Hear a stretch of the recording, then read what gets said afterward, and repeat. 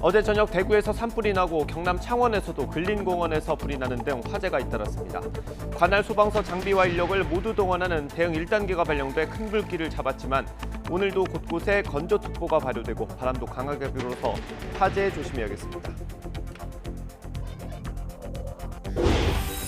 민주당이 검찰 수사권 완전 폐지 법안 처리에 속도를 내기 위해서 민영배 의원을 탈당시키고 무소속 법사위원회 배치했습니다.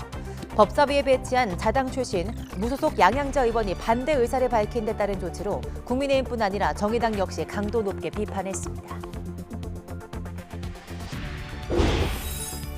민주당 송영길 전 대표와 박주민 의원의 서울시장 후보 공천 배제 문제로 내홍이 격화하고 있습니다.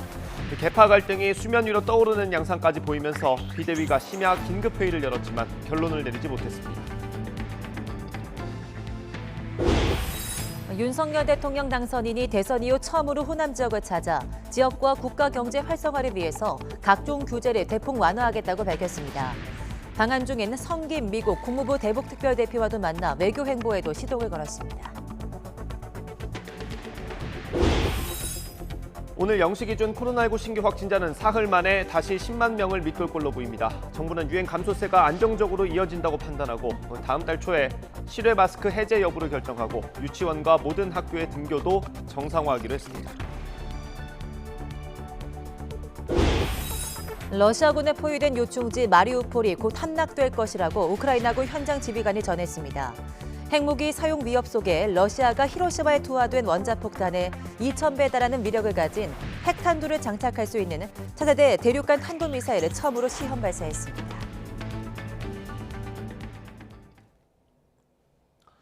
시청자 여러분 안녕하십니까? 4월 21일 굿모닝 YTN 시작합니다. 네, 어제 저녁 대구 월성동에 있는 한 산에서 불이 났습니다. 네, 소방은 대응 1단계를 발령하고 산림당국은 1,800여 명을 투입해 큰 불길을 잡았습니다. 취재기자 연결해서 자세한 소식 알아보겠습니다. 정현우 기자. 네, 사회부입니다. 네, 화재 상황 정리해 주시죠. 네, 산 정상 부근에서 시뻘건 불길이 일렁이는 걸 볼 수 있습니다. 어제 오후 8시 반쯤 대구 월성동 학산에서 난 불이 번지는 모습입니다. 산림청은 화재의 주부를 4시간 만인 오늘 새벽 0시 20분쯤 잡았다고 설명했는데요. 아파트 단지가 주변에 밀집돼 있는 야산이라서 피해가 커질까 우려가 컸던 상황이었습니다. 다행히 산 아래 민가까지 불이 번지는 건 막았고 인명피해 역시 없었습니다. 소방당국은 대응 1단계를 발령해서 관할 소방서 인력과 장비를 전부 동원해 저지선을 구축했고 산림청 진화대원들까지 총 인력 1,800여 명이 투입돼서 진화작전을 펼쳤습니다. 산림당국은 임야 피해 면적을 알아보면서 산불이 재발화하는지 감시에 들어갑니다. 경남 창원 추산 근린공원에서도 대응 1단계 규모 화재가 발생했습니다. 어제 오후 8시 50분쯤 난 불인데 주변 주민 100여 명이 대피하는 소동도 벌어졌습니다. 다행히 인명피해나 불탄 건물은 없었는데요. 진입로가 협소한 곳이라 진화 작업은 어려웠지만 5시간 만에 불은 모두 꺼졌습니다. 어제 오후 충남과 대구 등 야산에서 크고 작은 산불이 잇따랐습니다. 오늘도 경북과 전남, 강원 지역에 건조경보가, 전국 곳곳엔 건조주의보가 내려져 있어 산불 우려가 큽니다. 산림청은 진화 장비 투입 계획을 미리 세워두고 대응 태세를 강화해 두었습니다. 지금까지 사회부에서 전해드렸습니다. 네, 전해드린 것처럼 건조특보 속에 강한 바람까지 불면서 산불이 잇따르고 있습니다.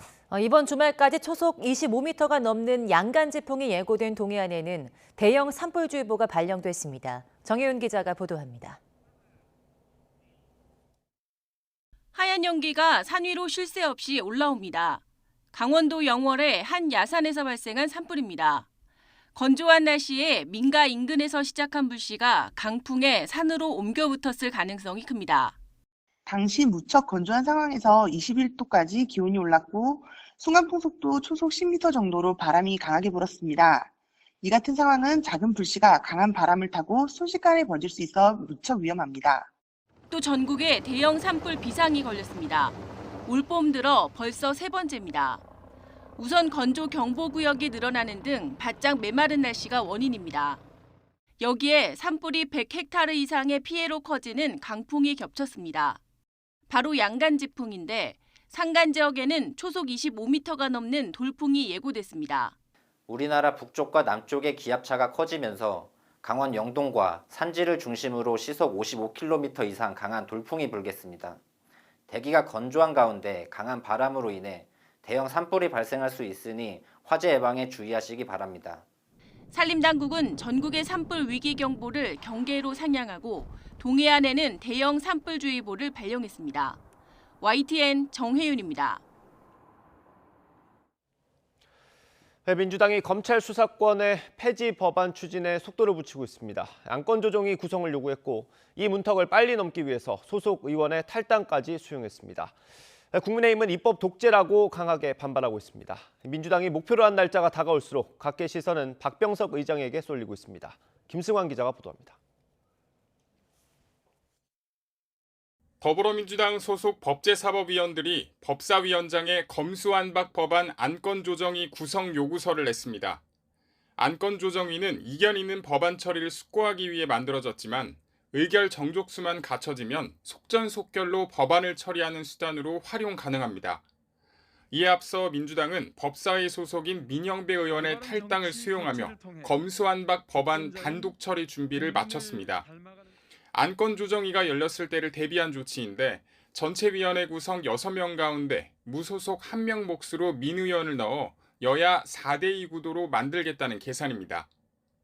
개인적인 비상한 결단이 있었고 그것을 이제 원내 지도부에 본인의 이런 고민을 하고 있음을 전달했고 원내 지도부는 또 이 상의와 숙고 끝에 그 선택을 수용했음을.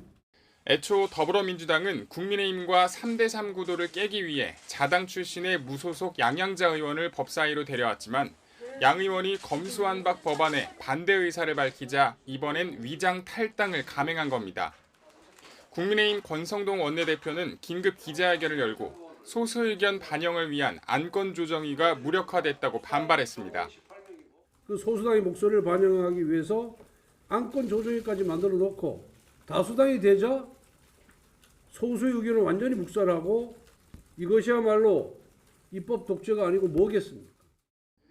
이어 박병석 국회의장을 항의 방문해 민 의원을 다른 상임위로 강제로 옮겨달라고 요청했지만 박 의장은 확답하지 않은 것으로 알려졌습니다. 이런 가운데 박 의장은 오는 23일부터 열흘 동안 예정됐던 해외 출장을 보류했습니다. 적극적인 협조를 요청하는 더불어민주당과 위헌 법안을 본회의에 상정해선 안 된다는 국민의힘 사이에서 박 의장이 묘수를 통해 중재에 나설 수 있을지는 불투명합니다. YTN 김승환입니다. 검찰 수사권 폐지 법안에 반발해 전국 평검사 회의가 열린 데 이어 전국 부장검사 대표회의도 소집됐습니다. 전국 검찰청 부장검사들은 어제 저녁 7시 서울중앙지방검찰청에서 열린 대표자 회의에 참석했습니다. 안건은 이른바 검수완박 법안의 문제점과 대응 방안으로 참석자는 40개 검찰청 부장검사 69명입니다. 부장검사 대표들은 오늘 오전 회의 결과를 종합한 입장문을 발표할 예정입니다. 민주당이 서울시장 후보 공천에서 송영길 전 대표와 박주민 의원을 배제하면서 내용이 격화하고 있습니다. 계파 갈등 양상까지 보이고 있는데 비대위는 아직 결론을 내리지 못했습니다. 박기환 기자입니다. 민주당 전략공천관리위원회가 송영길 전 대표와 박주민 의원을 서울시장 후보에서 빼기로 한 데 대해 박지원 공동비대위원장은 작심 비판을 쏟아냈습니다. 부동산 책임론에도 충북지사 후보로 단수 공천된 노영민 전 대통령 비서실장과 함께 탈락시키든 아니면 경선을 통해 기회라도 줘야 한다고 목소리를 높였습니다. 부동산 실패에 책임 있는 분을 공천했습니다. 선거 결과에 총괄적인 책임을 지고 물러났던 전 당대표를 탈락시키겠다고 합니다. 이게 무슨 고무줄 잣대입니까? 당사자인 송영길 전 대표도 강하게 반발했습니다. 이재명 상임고문의 정치 복귀를 반대하는 선제 타격이라고 비난한 뒤 공천 배제 내용 유출자를 찾아 징계하겠다는 윤호중 비대위원장에게도 격앙된 반응을 보였습니다. 검찰 공화국을 따라갑니까? 지금 유출 그거를 따진답니까? 정말 이 본말이 전도돼도 너무 전도된. 그러자 이원욱 전략공천관리위원장도 가만히 있지 않았습니다. 박지원 공동비대위원장을 향해서는 일관성 있는 태도를 가지라고 쏘아붙였고 송영길 전 대표에게는 자신을 돌아보라고 날을 세웠습니다. 대선에 대한 패배에 대한 책임을 지고 당대표를 사퇴하겠다. 라고 하면서 사퇴했으니 그거는 그때의 마음과 지금의 마음은 전혀 달라진 것인가, 네. 이제는 책임이 없어진 것인가라고 하는 걸 되묻고 싶고요. 송영길 전 대표가 이재명 상임고문을 직접 언급하고 이재명계 의원들이 공천 배제 비판 대열에 가세하면서 고질적인 계파 갈등까지 표면화하고 있습니다.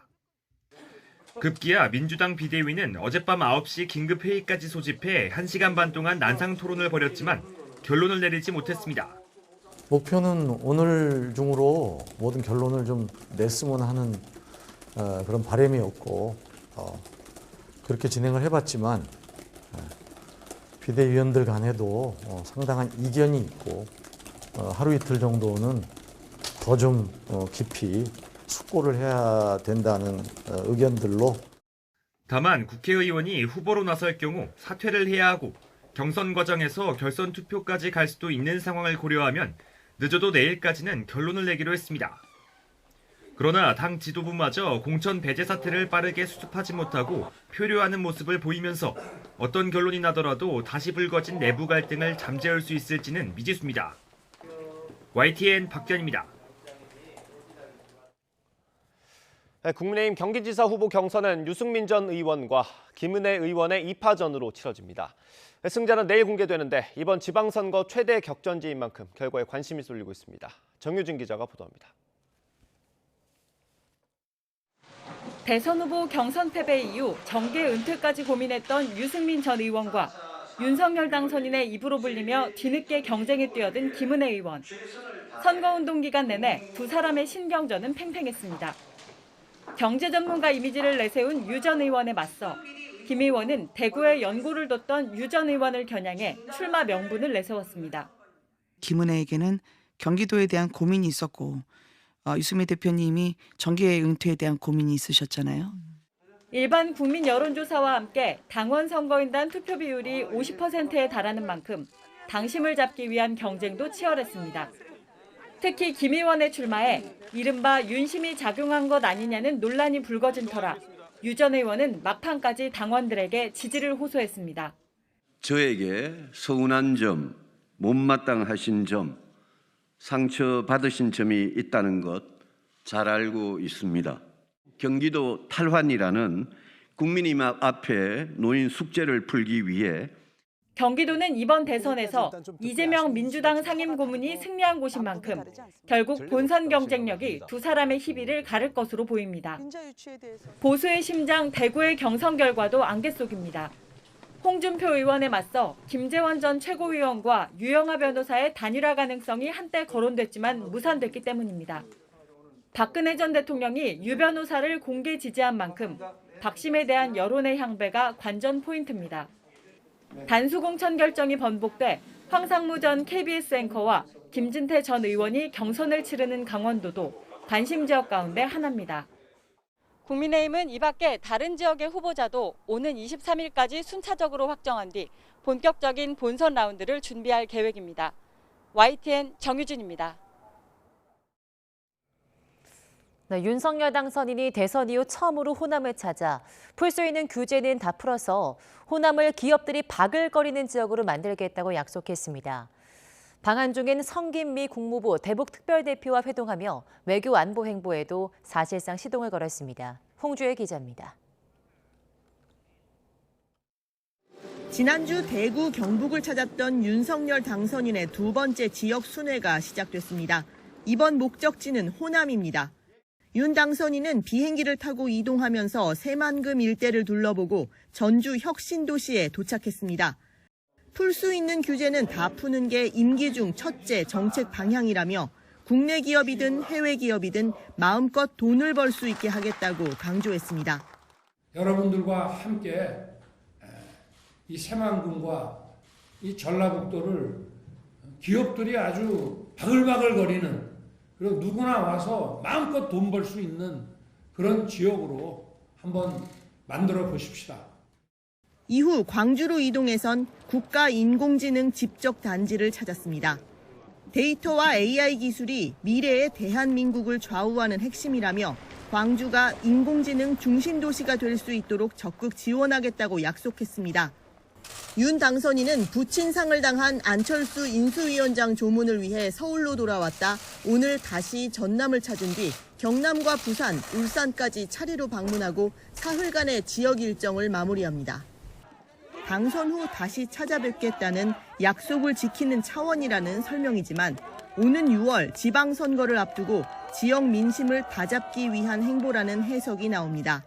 이런 가운데 윤 당선인은 방한 중인 성김 미국 국무부 대북 특별대표와도 비공개 만찬을 진행한 것으로 확인됐습니다.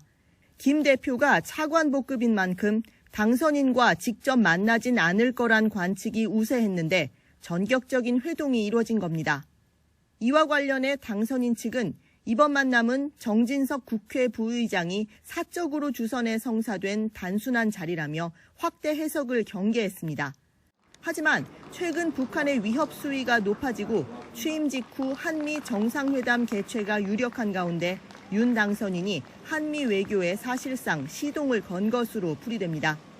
YTN 홍주혜입니다. 정호영 보건복지부 장관 후보자가 아들의 병역 의혹을 풀기 위해서 수요일 내 재검사를 받도록 하겠다고 밝혔습니다. 정 후보자의 정면 돌파 의지에도 더불어민주당은 인사 참사라며 맹공을 이어갔고 국민의힘도 무조건 감싸진 않겠다며 싸늘해진 여론을 살피고 있습니다. 조성호 기자가 보도합니다. 정호영 후보자는 자녀의 의대 편입 특혜에 이어 아들 병역 의혹까지 논란이 번지자 출근길 직접 반박에 나섰습니다. 민주당이 허위 진단서라는 가짜 의혹으로 심각한 명예훼손을 하고 있다면서 믿을 만한 의료기관에서 아들이 재검진을 받겠다고 했습니다. 계속 근거 없이 제기되는 제 아들의 병역 의혹을 해소하기 위하여 제 아들로 하여금 수일 내로 공신력 있는 병원에서 다시 검사를 받도록 하겠습니다. 민주당은 정 후보자 아들의 척추질환 진단명이 세 차례나 바뀌었고 처방 없이 진단서만 발급됐다는 추가 의혹을 제기하면서 선택적 해명에도 의혹은 불어나고 있다고 공세를 이어갔습니다. 정 후보자의 사퇴로 끝날 문제가 아니고 지금까지 드러난 것만으로도 사법처리감이라고 목소리를 높였습니다. 정호영 인사 참사는 윤 당선인의 무원칙한 인사 철학과 용인술이 불러온 것이고 윤석열식 공정과 상식이 파탄난 것입니다. 국민의힘은 연일 이어지는 민주당 공세에 합리적 비판을 넘어서는 묻지마 정치 선동이라고 비판했습니다.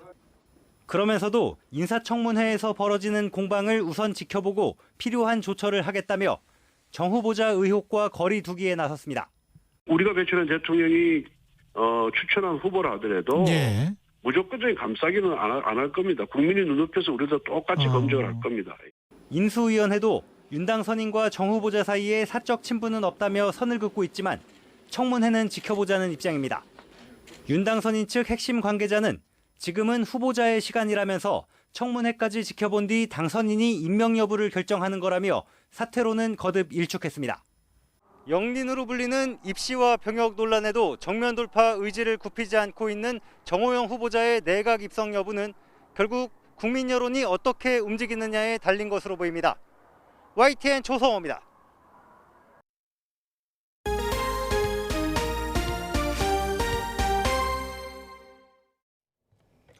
네, 코로나19 소식입니다. 어젯밤 9시까지 신규 확진자는 전국에서 87,796명으로 집계됐습니다. 그제 같은 시간대 집계치인 10만 7천여 명보다 2만 명 정도가 적습니다. 신규 확진자는 수도권에서 4만 2천여 명으로 48.2%, 비수도권에서 4만 5천여 명이 나와서 51.8%를 차지했습니다. 일주일 단위로 본 하루 평균 확진자가 최근 40%나 감소했습니다. 정부는 유행 감소세가 안정적으로 이어진다고 보고 실외 마스크를 해제할지는 5월 초 결정할 계획입니다. 김평정 기자입니다. 코로나19 환자 발생 흐름을 보면 그동안 수요일은 일주일 중 가장 많은 확진자가 나왔습니다. 그런데 이번에는 전날보다 오히려 7천 명이 줄었고 일주일 전보다는 무려 8만 4천여 명이 감소했습니다. 일주일 단위로 하루 평균 확진자를 계산해봐도 19만 5천 명이던 직전주에 비해 최근 한 주는 11만 명대로 40%나 줄었습니다. 위중증 환자는 800명대까지 내려왔고 중환자 병상 가동률도 43%로 절반 이상 여유가 있습니다. 확진자 발생은 안정적으로 감소하고 있습니다. 확진자 감소에 따라 의료체계의 여력은 충분한 수준으로 안정화되었습니다. 유행 감소세가 안정적이라 판단한 정부는 계획대로 다음 주 코로나19의 감염병 등급을 1급에서 2급으로 낮추고 실외 마스크 착용 의무를 해제할지는 다음 주부터 검토에 들어가 다음 달 초에 결정할 예정입니다. 방역 상황에 대한 면밀한 평가와 전문가 의견 수렴 과정을 거쳐 5월 초 실외 마스크 계속 착용 여부를 결정하겠습니다. 또 환자 발생이 줄면 신속 항원 검사의 정확도가 떨어질 수 있는 만큼 하루 최대 80만 회 검사 역량이 유지되고 있는 유전자 증폭 검사, 즉 PCR 검사로 다시 검사 체계를 일원화할지도 검토할 계획입니다. 고위험군 보호를 위해서는 고령층에는 4차 접종을 권장하고 면역 저하자에는 항체 치료제 이부실드 공급을 검토하기로 했습니다. YTN 김평정입니다. 다음 달부터 유치원과 초중고등학교 그리고 대학까지 전국의 모든 학교가 정상적으로 등교합니다. 또 확진자 격리 의무가 해제되면 확진 학생도 등교하고 기말고사도 치를 수 있습니다. 김연아 기자입니다. 다음 달 1일부터 전국 모든 유초중고와 대학에서 등교와 수업이 정상화됩니다. 교실 내 밀집도 조절을 위한 원격 수업이 사라지고 방과 후 학교와 돌봄이 정상화되는 겁니다. 특히 다음 달 말쯤 코로나 확진자의 격리 의무가 권고로 바뀌게 된다면 확진 학생도 등교하고 시험도 볼 수 있습니다. 등교라든가 기말고사 응시라든가 이런 것들이 다 이제 가능해집니다. 그리고 이것은 뭐 학교별로 자율적으로 결정하는 것이 아니라 이제 등교, 출결 이런 공동적인 학사 운영의 그 지침과 기준은 교육부가 마련해서 안내할 것으로 계획하고 있고요. 다만 확진 학생들이 매일 등교할지 좌석 배치나 수업 참여 방식 등 구체적인 부분은 현장과 협의해 결정할 예정입니다. 학교는 밀집도가 높은데 백신 접종률 등 기본 방역 상황이 학년별로 크게 차이 나고 학내 의견도 갈려섭니다.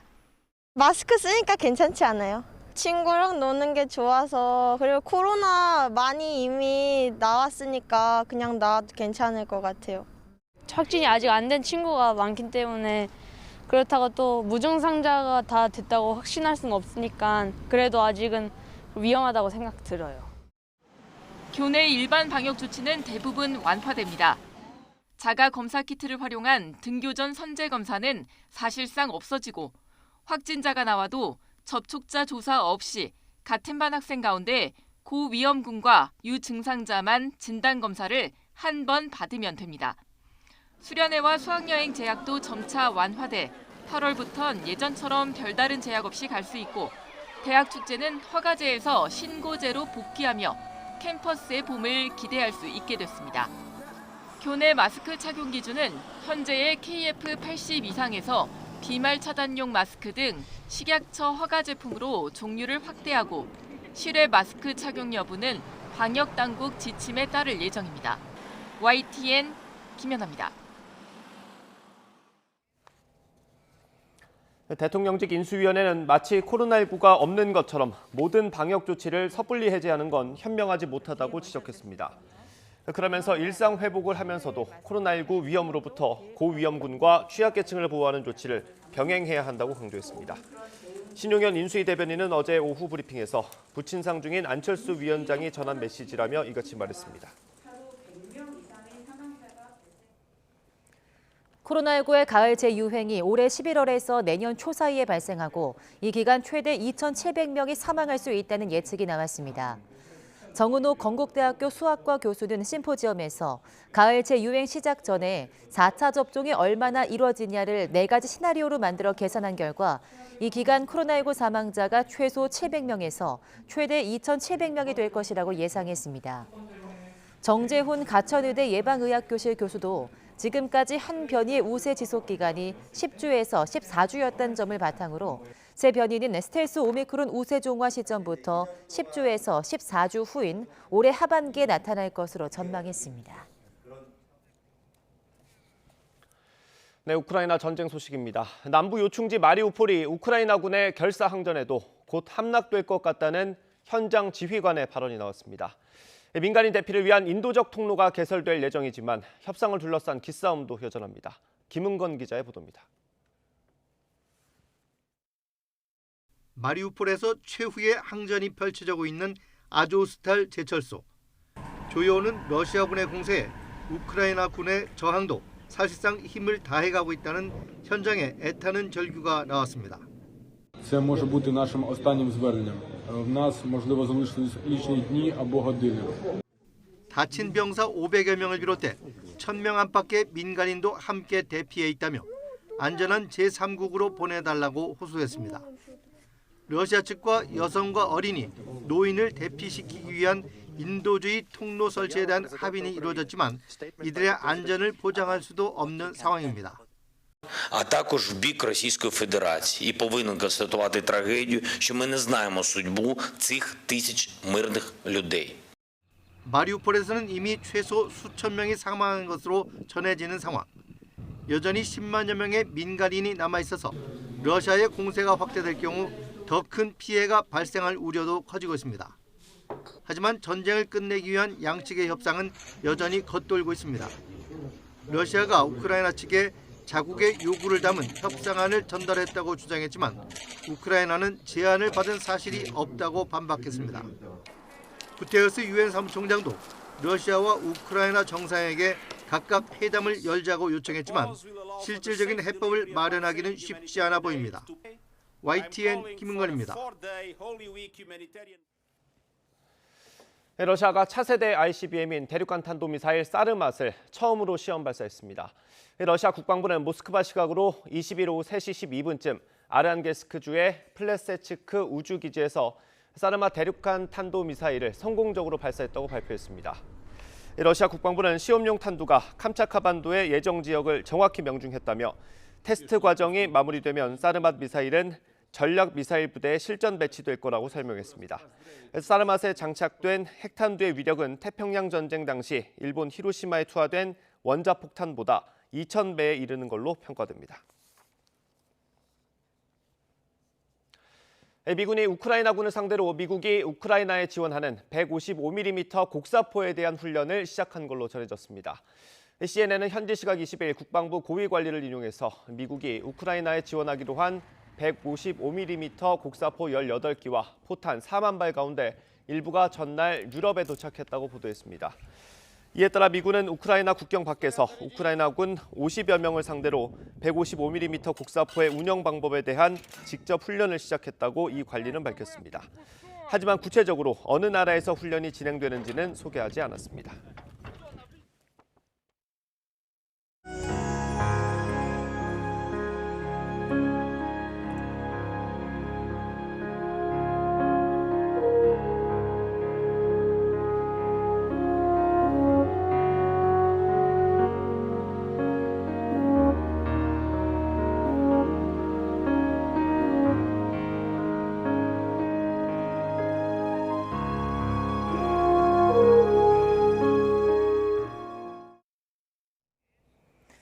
장애인 단체가 20일 동안 잠정 중단했던 출근길 지하철 탑승 시위를 오늘부터 재개하기로 했습니다. 어제 장애인의 날을 맞아 거리로 나온 장애인 2천 명은 장애인 복지와 고용 등 권리 보장을 요구했습니다. 보도에 황윤태 기자입니다. 전동 휠체어를 탄 중증 장애인들이 사다리와 쇠사슬로 서로를 묶었습니다. 출근길 지하철 탑승 시위 대신 이어져온 장애인 이동권 보장 촉구 시위 현장입니다. 머리까지 삭발한 장애인들은 대통령직 인수위원회를 향해 장애인 권리 보장에 적극적으로 나서라고 거듭 촉구했습니다. 진정한 정부라면 우리 장애인들이 가지고 있는 자유와 권리, 이동권, 탈시설권, 교육권 이것을 인수해 주시기 바랍니다. 그런 마음으로 삭발에 동참했습니다. 장애인 단체는 잠시 멈췄던 출근길 지하철 탑승 시위도 재개하기로 했습니다. 인수위 측 요청에 따라 20일 동안 시위를 중단했지만 장애인 예산 증액과 주거교육권 보장 등 요구안이 받아들여지지 않았다는 겁니다. 이에 우리는 21일 오전 7시부터 경북궁역, 시청역, 광화문역 세 군데에서 동시에 27차 출근길 지하철을 탑니다를 진행합니다. 장애인의 날을 맞아 여의도 국회 앞에서는 대규모 집회도 열렸습니다. 장애인의 날에 열린 이번 집회에는 장애인과 그 가족, 장애인 시민단체 회원 2천여 명이 참석했습니다. 장애인은 시혜와 동정의 대상이 아니라 권리를 인정받아야 할 동등한 주체라며 권리 보장과 탈시설 지원, 평생교육, 특수교육 등을 위한 법 제정을 촉구했습니다.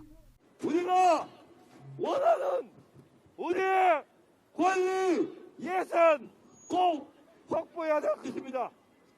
윤석열도 이준석도 우리는 끝까지 투쟁할 것입니다. 이와 별도로 발달장애인 부모들은 24시간 지원체계 구축 등을 촉구하며 전날 집단 삭발식에 이어 무기한 단식 농성에 돌입했습니다. 장애인 단체는 대통령 취임식이 열리는 다음 달 10일까지 출근길 지하철 탑승 시위를 이어갈 예정이어서 장애인 이동권 등을 둘러싼 갈등도 다시 고조될 것으로 보입니다. YTN 황윤태입니다. 이창용 한국은행 총재 후보자가 오늘 취임식을 하고 공식적으로 4년 임기를 시작합니다. 이 후보자의 취임식은 오후 3시 한국은행역 부영 태평빌딩의 1층 컨벤션홀에서 열립니다. 이 후보자는 서울대 경제학과를 졸업한 뒤 하버드대학에서 경제학 박사를 학위를 받고 서울대 경제학부 교수, 금융위원회 부위원장 등을 지냈고 후보 지명 전까지는 IMF에서 아시아 태평양 담당국장을 맡았습니다. 사회적 거리두기 해제 이후 첫 대규모 전시회인 월드 IT 쇼가 열렸습니다. 메타버스와 인공지능 등 첨단 기술의 각축장이 펼쳐졌는데요. 코로나19 이전보다 더 많은 부스에 관람객들이 모여서 대성황을 이루었습니다. 이승윤 기자가 현장에 다녀왔습니다. 놀이기구처럼 생긴 4D 메타버스. 360도로 회전하는 시뮬레이터에 앉아 VR 기기를 쓰면 차세대 교통수단인 에어택시에 탑승한 듯한 경험을 즐길 수 있습니다. VR 고글을 쓰면 가수의 공연을 바로 눈앞에서 즐길 수 있는 메타버스 콘서트의 관객이 될 수 있습니다. 재미와 집중력, 두 마리의 토끼를 잡으려는 메타버스 학원도 눈길을 사로잡습니다. 저는 지금 메타버스 미술관에 와 있습니다. 잘 알려진 빈센트 반 고흐의 작품입니다. 초고화질 구현 기술을 통해 화가의 붓터치를 느낄 수 있을 정도로 생생한 경험을 제공하고 있습니다. 인공지능 서비스에 필요한 대규모 연산을 초고속, 저전력으로 수행하는 AI 반도체가 국내 최초로 개발돼 전시됐습니다. 레이저를 목표물에 비춰 사물과의 거리와 위험을 감지할 수 있어 인공지능과 함께 자율주행 기술의 핵심인 라이더 센서 기술이 눈길을 끌었습니다. 라이다르 센서를 활용을 해서 방향이라든지 하전에 가까이 다가오는 위험 요소라든지 이런 것들을 정확하게 발견해서 좀 처리를 하고 있거든요. 국내 최대의 정보통신기술 전시회인 월드 IT쇼는 코로나19 여파로 2020년엔 아예 열리지도 못했고 지난해 300여 개사가 900여 개 부스에 참여하는 데 그쳤습니다. 하지만 사회적 거리두기 해제 이후 열린 올해는 360개 업체가 1,200여 개 부스에 참여하며 규모가 크게 늘었습니다. 이렇게 큰 행사를 제가 구경 온 게 너무 오랜만이어가지고 일단 재밌는 게 첫 번째인 것 같고요. 이제 연구하는 입장에서 이제 다양한 기술들 체험하고 볼 수 있어서 참 좋습니다. 마스크 착용을 제외한 거리두기 조치가 사라지면서 전시회 등 대형 행사에서 예전의 활기가 서서히 돌아오고 있습니다. YTN 이승윤입니다. 사회적 거리두기가 해제되면서 영화계도 침체한 한국 영화와 영화관 살리기 캠페인에 나섭니다. 영화진흥위원회와 배급사, 주요 영화관 3사는 영화관 내 취식 금지가 해제되는 25일부터 일주일간 100개 상영관에서 1,000원짜리 프리패스 팔찌를 사면 암살과 안시성 등 스페셜 기획전 상영작 10편을 자유롭게 관람할 수 있도록 했습니다. 팝콘도 1,000원에 살 수 있습니다. 영진위는 미국과 영국 등은 영화 산업이 전년 대비 90% 이상 회복했지만 한국은 14.5% 증가하는 데 그쳤다며 활기차던 극장 회복을 기대하며 캠페인을 시행한다고 설명했습니다. 코로나19 종식 이후 BTS가 국내에서 콘서트를 연다면 한 차례당 경제적 파급 효과가 최대 1조 원대에 이른다는 분석이 나왔습니다. 한국문화관광연구원은 포스트 코로나 상황을 가정해서 BTS 공연표와 기획상품 판매액, 외래 관광객의 관광 소비 지출, 교통비, 숙박비 등을 종합해 경제적 효과를 추산했다고 설명했습니다.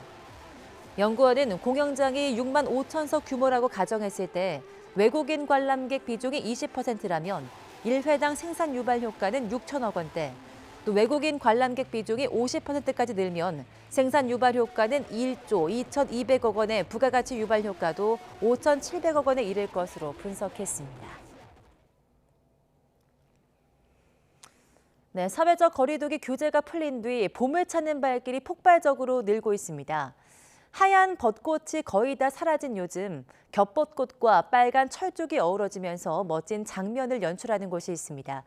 김민성 기자가 3년 만에 다시 개방된 전주 완산 칠봉 꽃동산을 다녀왔습니다.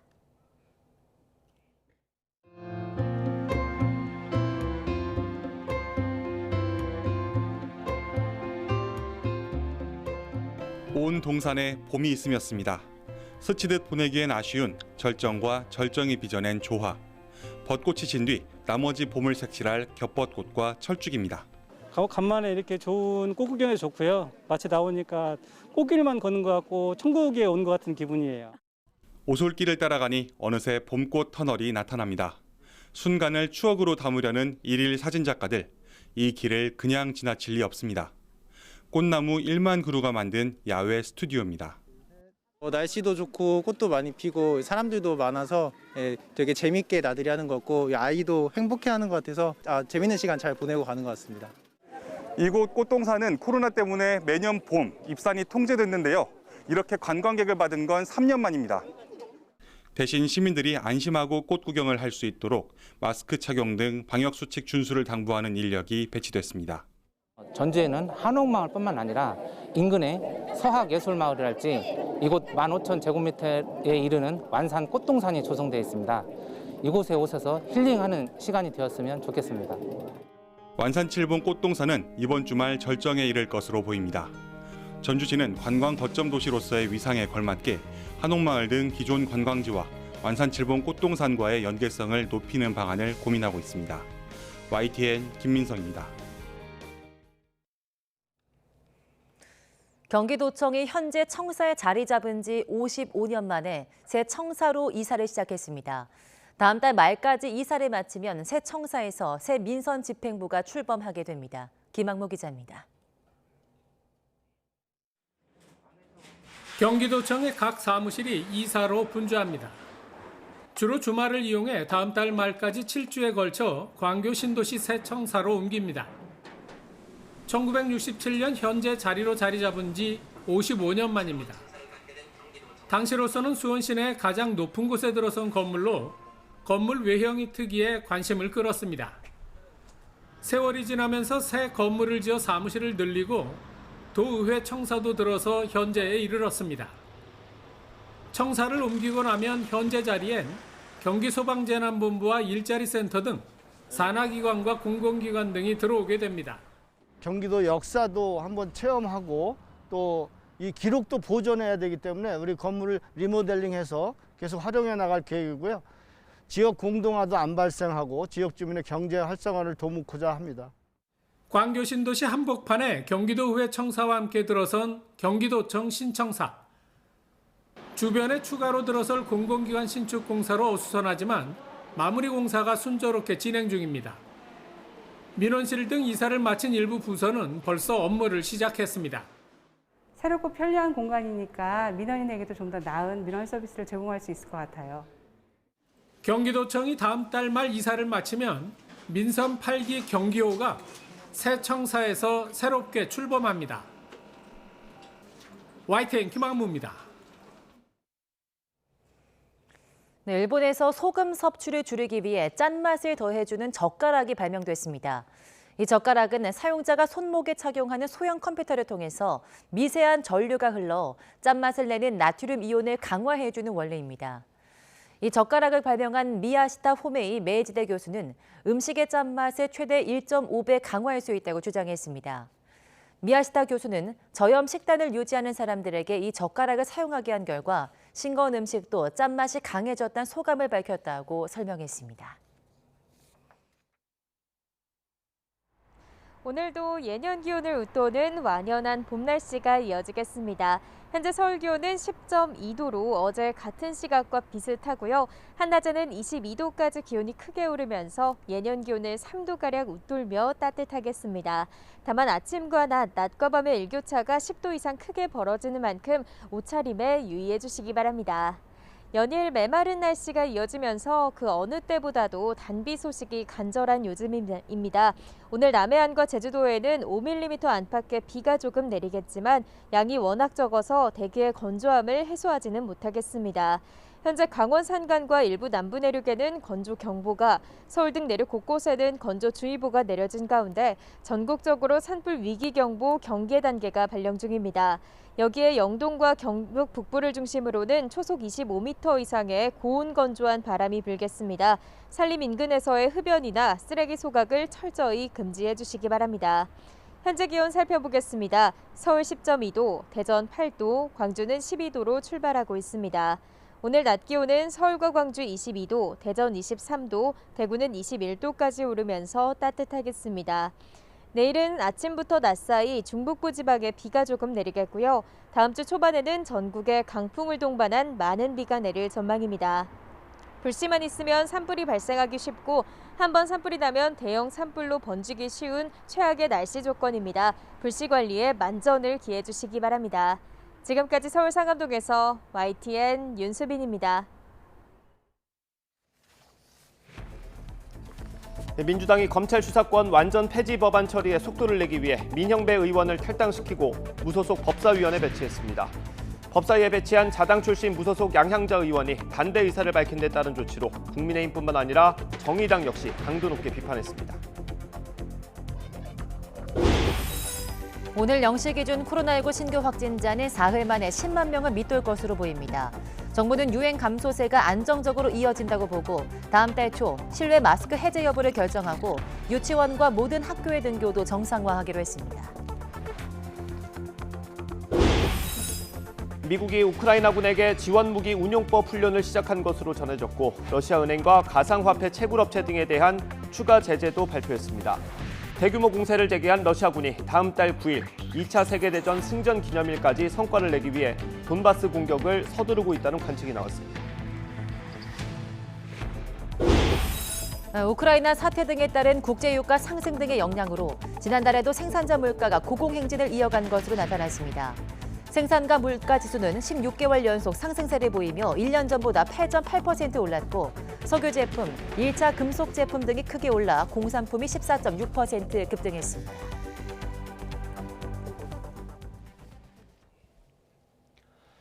더불어민주당 소속으로 국회 법제사법위원회에서 활동한 민형배 의원이 민주당을 탈당해 무소속이 됐습니다. 이에 따라 민형배 의원은 무소속으로 법사위에 참여하게 됐습니다. 이 같은 조치는 민주당 출신으로 법사위원인 무소속 양향자 의원이 최근 검찰 수사권을 폐지하는 검수완박 입법에 반대하려는 움직임을 보이자 민 의원을 무소속으로 법사위에 참여시켜 추후 소집될 수 있는 법사위 안건조정위 등에 대응하려는 포석으로 해석됩니다. 민주당이 검수완박 법안 처리를 위한 안건조정위원회 구성을 요구했습니다. 안건조정위원회는 국회 상임위에서 이견이 있는 법안을 처리하기에 앞서 최장 90일 동안 법안을 심의하는 소위원회입니다. 이 때문에 최장 90일 동안 논의가 이어질 수 있지만 안건조정위 의결 정족수인 3분의 2가 찬성하면 위원회 활동이 종료돼 안건이 법사위 전체 회의로 넘어갑니다. 법제사법위원회는 오늘 오전 10시까지 각 당의 안건조정위 위원을 제출하라고 요청해서 위원 명단이 꾸려진 뒤 본격적인 위원회가 시작될 것으로 전망됩니다. 민형배 의원이 검수완박 법안 처리를 위해 더불어민주당을 탈당한 것과 관련해 국민의힘은 민주당이 꼼수 중에 꼼수를 부리는 법꾸라지의 모습을 보이고 있다고 비판했습니다. 허은하 수석 대변인은 구두 논평을 통해 민주당이 소수 의견을 존중하고 대화와 타협을 하라는 안건 조정위의 본래 취지를 짓밟고 있다면서 이같이 밝혔습니다. 정의당 역시 민주당을 향해서 대국회 민주주의 테러로 규정하며 맹비난했습니다. 장태수 대변인은 민주당이 한동훈 법무부 장관 후보자 지명을 대국민 인사 테러라고 했는데 민영배 법사 위반 탈당을 대국회 민주주의 테러라고 한다면 뭐라고 답을 할 거냐며 꼬집었습니다. 수사권 폐지 법안에 반발하는 검찰의 여론전이 계속되고 있습니다. 평검사 대표들은 이른바 검수완박 법안이 범죄 방치법으로 전락할 거라고 비판했습니다. 전국 부장검사 대표들도 오늘 입장을 발표하기로 했습니다. 김다연 기자가 보도합니다. 전국 평검사 200여 명이 10시간 넘게 벌인 밤샘 회의는 그야말로 성토의 장이었습니다. 안건에 구애받지 않고 의견을 던지는 난상 토론 형태로 이뤄졌는데 참석자들은 법안의 위헌적 성격을 꼬집었습니다. 헌법에 명시된 검사의 수사권과 직접 영장 청구권을 더불어민주당이 자의적으로 해석해 폐지하고 경찰의 직접 영장 청구권까지 인정하게 됐다는 겁니다. 검수완박 법안은 결국 범죄는 만연한데 범죄자는 없는 나라로 만드는 범죄 방치법으로 전락할 거란 강도 높은 비판까지 나왔습니다. 법안이 시행되면 검사는 기본적인 사실 확인은커녕 경찰 수사에 이의를 제기하는 피해자를 구제할 수 없게 된다는데 입을 모았습니다.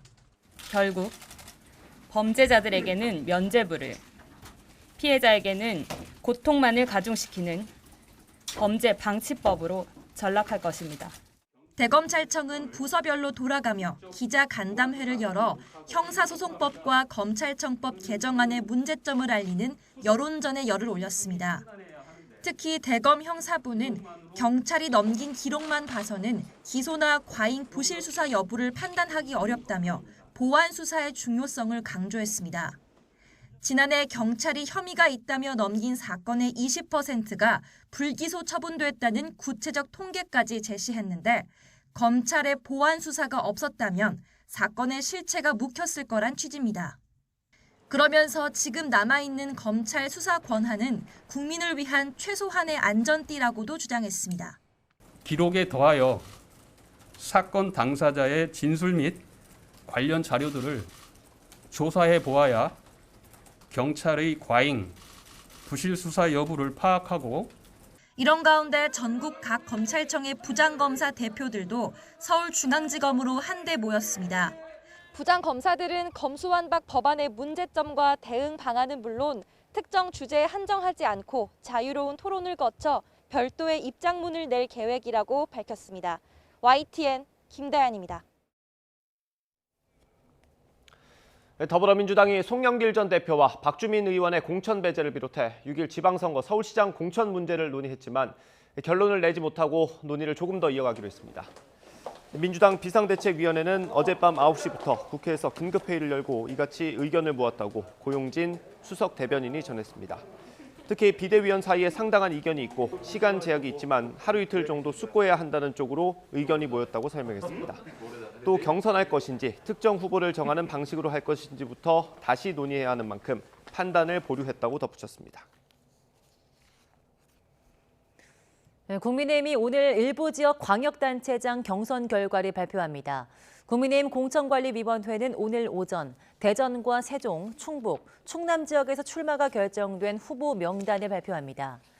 이번 경선에는 당원 선거인단 투표 50%, 일반 국민 여론조사 50% 합산 방식으로 진행됐습니다. 이와 함께 내일은 경기, 인천, 울산, 경남 지역의 경선 결과가 발표되고 모레인 23일에는 대구, 강원, 제주 지역 후보를 확정할 예정입니다. 지방선거를 앞두고 선거판이 벌써 혼탁해지고 있습니다. 최근 김종식 목포시장의 배우자와 측근 3명이 한 여성에게 금품을 건넨 혐의로 입건됐습니다. 네, 이걸 받은 사람이 신고하면서 수사가 시작됐는데 알고 보니 상대를 낙마시키려는 목적이었습니다. 당시 영상을 저희가 확보했습니다. 오선열 기자입니다. 승합차에서 내린 남성이 하얀 상자를 도로가로 내려놓습니다. 잠시 뒤 흰색 승용차가 상자를 옮겨 싣고 현장을 떠납니다. 지난해 11월 23일 전남 목포시 연산동에서 목포시장 부인의 측근이 52살 여성 A씨에게 새우 15상자를 전달한 모습입니다. 통화를 했는데 노란색 버스 뒤로 와라. 그 내려서는 또 벤치가 있는데 이 벤치에다 좀 놔주라. 이런 것도 제가 굉장히 수상하게 조금 꼭 여기 꼭 그 시간 그런 게 제가 조금 많다 수상적인 거는 있었습니다. A씨는 이틀 앞선 지난해 11월 21일에는 비슷한 장소에서 또 다른 측근으로부터 현금 100만 원을 받았습니다. 금품을 받은 A씨는 전라남도 선거관리위원회에 신고해 포상금까지 받았습니다. 김종식 목포시장 측은 A씨가 목포시장 부인 B씨에게 접근해 금품을 받자마자 선관위에 신고한 것은 수상하다며 A씨를 고발했습니다. 물품을 전달받는 장면을 사진을 촬영해서 선관위에 제출한 점, 이런 점들에 미뤄봤을 때 이것은 의도적이고 계획적으로 금품을 요구한 것 아니냐 이렇게 보고 있고, 조사 결과 A씨는 B씨에게 선거운동 명목으로 금품을 수차례 요구하고 통화 녹음과 사진 촬영까지 한 것으로 파악됐습니다. 경찰은 상대 후보를 낙마시킬 목적으로 기부 행위를 유도한 혐의를 받는 A씨의 구속영장을 신청했습니다. 경찰은 금품 전달 당시 주변에 촬영을 위한 차량도 동원된 것으로 보고 차량 명의자 등 공범 여부도 조사하고 있습니다. 차량 세대가 뭐 동원되고 막 그런 부분 있잖아요. 확인해가지고 뭐 일부 더 제가 추가로 확인된 사실도 있고요. 공범사랑 관련된 부분이기 때문에. A씨에게 포상금을 일부 지급한 전라남도 선거관리위원회는 포상금 지급 철회를 검토하고 있습니다. YTN 오선열입니다. 정호영 보건복지부 장관 후보자가 아들의 병역 의혹을 해소하기 위해서 공신력 있는 병원에서 재검사를 받겠다고 밝혔습니다. 결과는 나오는 대로 공개하겠다고 말했습니다. 직접 들어보겠습니다. 제 아들의 척추질환 진단은 경북대 병원의 2번의 MRI 검사와 병무청의 CT 검사, 도합 총 3번의 검사를 거쳤습니다. 그리고 서로 다른 3명의 의사가 진단한 결과입니다. 객관적인 근거 측면에서 의심할 여지가 없다고 판단됩니다. 그럼에도 계속 의혹이 제기되고 있어 저는 국회가 지정하는 의료기관에서 신속히 재검증을 받겠다는 입장을 여러 번 밝혔습니다. 그러나 의료기관을 지정하는 문제는 논의가 진행되지 않고 있습니다. 계속 이것만 기다리고 있을 수는 없다고 판단하였습니다. 저는 계속 근거 없이 제기되는 제 아들의 병력 의혹을 해소하기 위하여 제 아들로 하여금 수일 내로 공신력 있는 병원에서 다시 검사를 받도록 하겠습니다. 검사를 받을 때에는 과거의 MRI 영상과 진료 기록 등도 함께 가지고 갈 것입니다. 이렇게 해서 제 아들이 진정 척추 질환이 있는지, 당시 진단이 적절했는지 검증을 받겠습니다. 더불어민주당은 정호영 보건복지부 장관 후보자를 포함한 윤석열 당선인의 첫 내각 인선을 인사 참사로 규정하고 맹비난했습니다. 윤호중 공동비상대책위원장은 비대위 회의에서 정 후보자에 대한 지명 철회와 윤 당선인의 사과를 촉구하며 윤석열 정권을 붕괴 직전의 도덕적 정통성으로 표현했습니다. 박홍근 원내대표는 윤 당선인의 정호영 구하기가 실패로 끝나고 있다며 정호영 인사 참사는 윤 당선인의 무원칙한 인사 철학 용인술이 불러온 것이라고 비판했습니다. 네, 윤석열 대통령 당선인은 오늘부터 1박 2일 일정으로 부산 경남 지역을 순회합니다. 윤 당선인 측은 지난주 1박 2일 일정으로 대구 경북을 찾고 어제 호남 지역을 방문한 것과 마찬가지로 지역 민생 행보 일환이라고 설명했습니다. 윤 당선인은 어제 호남에서 1박을 할 예정이었지만 부친상을 당한 안철수 대통령직 인수위원장 조문을 위해서 지역 일정을 마친 뒤 서울로 돌아왔습니다.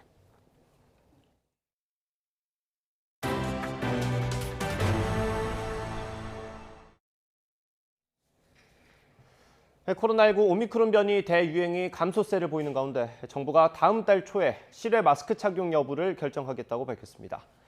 전해철 중앙재난안전대책본부 제2차장은 중대본 회의에서 방역 상황에 대한 면밀한 평가와 전문가 의견 수렴 과정을 거쳐서 착용 여부를 결정하겠다고 설명했습니다.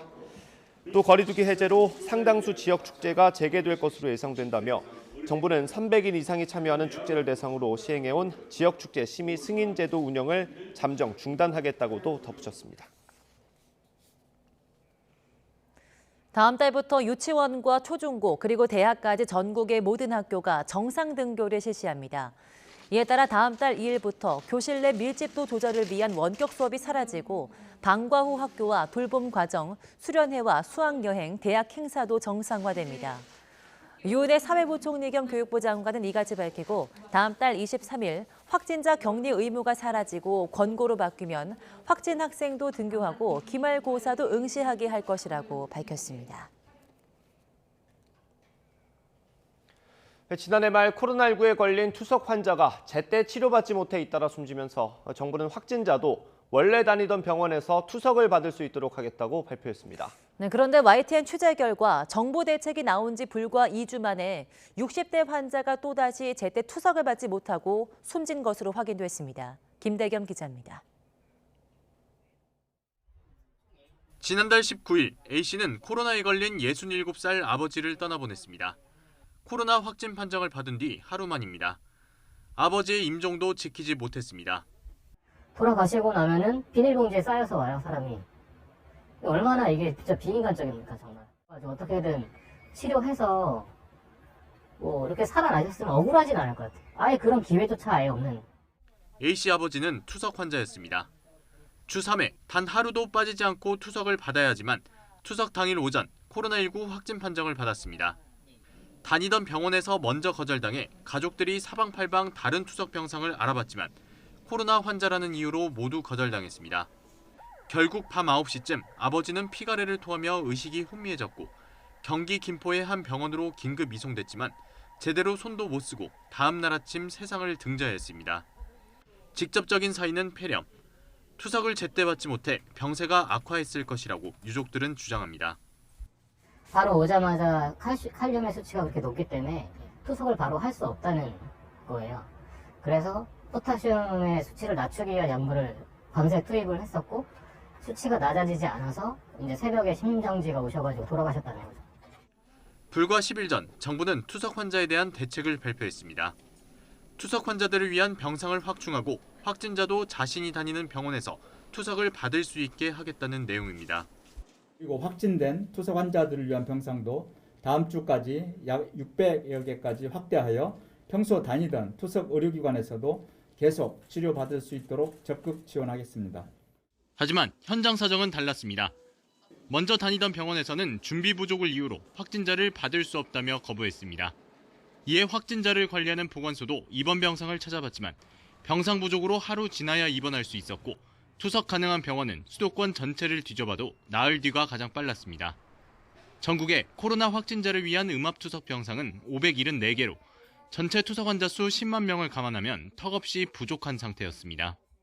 확진자 중 투석 환자가 한 명 있어요. 그 투석 기간을 알아보려고 해서 하루 종일 전화 통화해서 투석이 되는지에 다 전화 돌려보고 하는데 되게 어려웠어요. 안타까운 죽음을 받아들일 수 없는 유족들은 보건소 직원들을 상대로 감사를 제기했고 감사 결과에 따라 소송도 진행할 예정입니다. YTN 김대겸입니다. 미국이 우크라이나군에 지원하기로 한 무기의 운용법 훈련을 시작했습니다. 미국 재무부는 처음으로 가상화폐 채굴업체를 포함해 러시아 민간은행과 개인을 추가 제재했습니다. 워싱턴에서 강태욱 특파원의 보도입니다. 지난주 미국은 우크라이나에 8억 달러, 우리 돈 1조 원에 가까운 군사 지원 방침을 발표했습니다. 곡사포와 4만 발의 포탄, 헬기와 장갑차, 대전차 드론과 미사일 등입니다. 이 가운데 곡사포와 포탄 일부가 하루 전 유럽에 도착한 것으로 전해졌습니다. On the howitzer specifically, I think that you'll see them move very, very soon. I don't have any shipments to speak to today, but I think you'll see them move very, very soon, as well as the ammunition that goes with them. 이에 따라 미군이 우크라이나 국경 밖에서 우크라이나군 50여 명을 상대로 곡사포의 운영 방법에 대한 직접 훈련을 시작했다고 CNN이 전했습니다. 미국은 수일 내에 추가 군사 지원 계획을 발표할 예정인 것으로 알려졌습니다. 이와 함께 러시아에 대한 추가 제재도 내놨습니다. 이번에는 가상화폐 채굴 업체로는 처음으로 비트리버와 계열사를 제재 명단에 올렸습니다. We have also imposed sanctions on companies in Russia's virtual currency mining industry that operate vast server farms and provide revenue to the Russian government. 재무부는 이들 기업이 대규모 채굴장을 운영하면서 러시아가 천연자원을 현금화하는 것을 도왔다고 설명했습니다. 또 제재 회피에 관여한 러시아 민영은행 트란스카피탈방크와 신흥재벌 콘스탄틴 말로페예프 일가와 관련자 40여 명도 명단에 포함했습니다. 이와는 별도로 국무부도 우크라이나 침공에 가담한 정황이 의심되는 러시아 국적자 600여 명에 대한 비자 제한 조치를 발표하면서 러시아에 대한 전방위 압박을 이어가고 있습니다. 워싱턴에서 YTN 강태욱입니다. 러시아군이 다음 달 9일 2차 세계대전 승전 기념일까지 우크라이나 침공 성과를 내기 위해 돈바스 공격을 서두르고 있다는 관측이 나왔습니다. 준비가 덜 된 러시아가 성급하게 공격하면 오히려 우크라이나에 유리할 거라는 분석도 있습니다. 보도에 김형근 기자입니다. 우크라이나 북부 지역에서 병력을 뺀 러시아는 동부 돈바스 지역을 거세게 공격하고 있습니다. Среди них уничтожено 31 пункт управления, 6 складов горюче-смазочных материалов, 910 опорных пунктов и районов сосредоточения живой силы противника. 미국 전쟁연구소는 러시아군이 돈바스 공격을 성급하게 서두르고 있다고 분석했습니다. 아직 대규모 공격을 시작할 만큼 보급이나 지휘 통제 능력을 갖추지 못한 상태라는 겁니다. 북부에서 철수한 부대를 재편성하는데도 시간이 충분하지 않았던 것으로 보고 있습니다. 이로 인해 공격 효율성이 떨어지고 성공 가능성도 줄어들 수 있다고 분석했습니다. 그런데도 러시아군이 공격을 서두르는 건 2차 대전 전승 기념일인 다음 달 9일까지 전쟁 성과를 내야 하기 때문으로 추정했습니다. 푸틴 러시아 대통령이 그걸 원하고 있다는 겁니다. 영국 매체 텔레그래프도 러시아군의 이 같은 성급한 공격이 우크라이나에 유리할 수 있다고 분석했습니다. 또 병력 규모도 우크라이나군을 압도할 만큼 충분하지 않다고 진단했습니다. 하지만 화력 면에서는 러시아가 현재 월등히 우세하다는 평가입니다. 때문에 우크라이나로서는 서방 측으로부터 무기를 빨리 지원받아서 배치하는 게 무엇보다 중요해졌습니다. Зокрема, систем протиповітряної оборони, артилерійських систем і снарядів до них, бронетехніки та інших речей, про які усі на Заході прекрасно знають. Чим швидше Україна отримає цю допомогу, тим більше життів ми зможемо врятувати в Україні. 서방 측은 돈바스 전투가 본격화됨에 따라 무기 지원과 사용법 전수를 서두르고 있습니다. YTN 김영근입니다.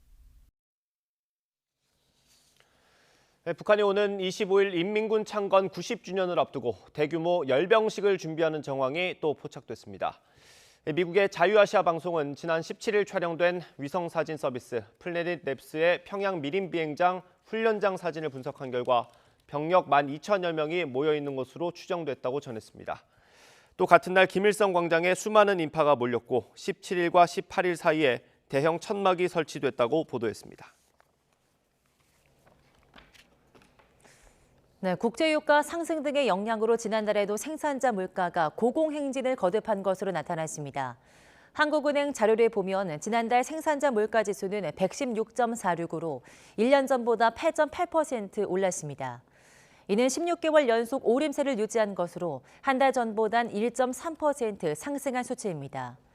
항목별로는 석탄과 석유 제품, 1차 금속 제품 등이 크게 오르면서 공산품이 1년 전보다 14.6% 급등했습니다.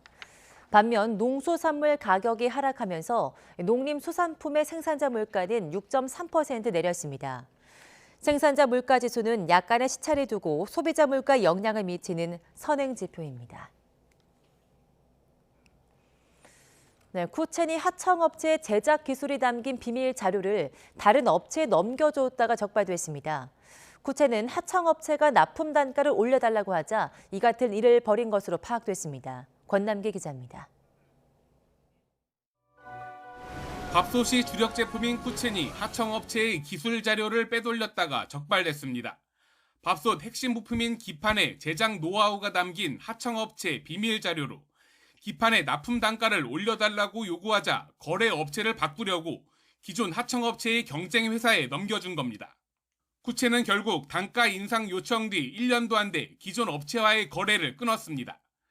쿠첸은 이 밖에도 6개 하청업체에 밥솥 제작 관련 기술 자료를 달라고 하면서도 대가 등을 적은 서면을 미리 주지 않았습니다. 공정거래위원회는 쿠첸에 하도급법 위반 혐의로 과징금 9억 2,200만 원을 부과했습니다. 다만 이 같은 일을 벌인 윗선의 개입 여부를 밝히지 못해 검찰 고발은 법인과 차장급 실무자 1명에 그쳤습니다. 지시를 받아서 했다든지 그리고 그런 부분에 대해서 뭐 승인했다든지 이런 부분들이 좀 정확하게 확인이 되지 않은 면이 좀 있었습니다. 쿠첸 측은 이에 대해 기술 자료는 쿠첸의 도면을 바탕으로 만들어진 거라며 깊은 유감이란 입장을 내놨습니다. YTN 권남기입니다. 코로나19 위기로 나포보다는 경고 위주로 단속하는 틈을 타서 지난해부터 중국 어선이 우리의 북방 한계선 NLL을 침범하는 일이 더욱 빈번해졌습니다.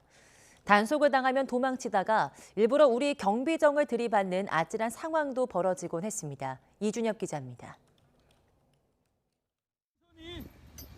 인천 소청도 앞바다.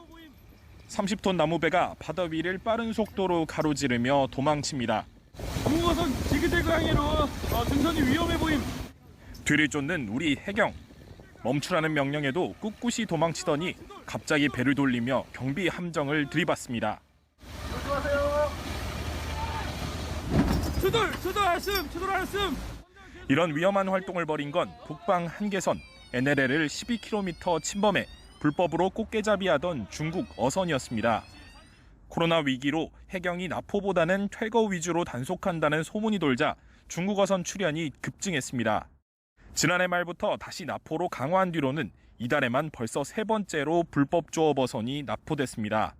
나포를 잘 시도하지 않는다는 것을 악용해서 저희 해역을 많이 침범하고 있습니다. 서해 5도 특별경비단에서는 앞으로도 서해 북방 한계선의 주변 어장 보호와 해양 주권 수호를 위하여 서해 바다를 빈틈없이 지켜낼 것입니다. 해경은 경제수역업 주권법 위반과 특수공무집행 방해 혐의로 선장을 비롯한 중국인 5명을 인천해경 전용부두로 압송했습니다. YTN 이준엽입니다. 네, 초반 부진했던 지난 시즌 프로야구 우승팀 KT가 타선 부활을 앞세워서 올 시즌 첫 2연승을 달렸습니다. KT는 잠실 원정에서 7회 박병호의 홈런 등을 앞세워서 LG를 5대3으로 꺾었습니다. 롯데는 박세웅이, NC는 루친스키가 무실점 호투에 각각 승리했습니다. SSG는 키움을, 두산은 기아를 제압했습니다. 프로농구 SK가 50점을 합작한 김선영과 외국인 선수 원희를 앞세워서 4강 플레이오프 기선을 제압했습니다. SK는 잠실 학생체육관 1차전에서 두 선수의 활약 속에 오리온에 101대 83으로 크게 이겼습니다. 정규리그 SK는 4년 만에 챔피언 결정전 우승이자 구단 사상 첫 통합 우승을 향한 첫 발을 힘차게 뗐습니다. 오늘도 따스한 봄볕이 내리쬐며 낮 기온이 껑충 오르겠습니다. 아침까지는 다소 쌀쌀하겠지만 한낮에는 서울 기온 22도로 어제와 비슷하겠는데요. 당분간 일교차가 큰 만큼 옷차림에는 신경을 써주셔야겠습니다. 오늘도 전국적으로 메마른 날씨가 이어지겠습니다. 영동과 경북 북부에는 바람까지 강하게 불겠는데요. 불씨 관리도 철저히 해주셔야겠습니다. 오늘 내륙에는 구름만 간간히 지나겠지만 남해안과 제주도에는 오후까지 비도 조금 내리겠습니다.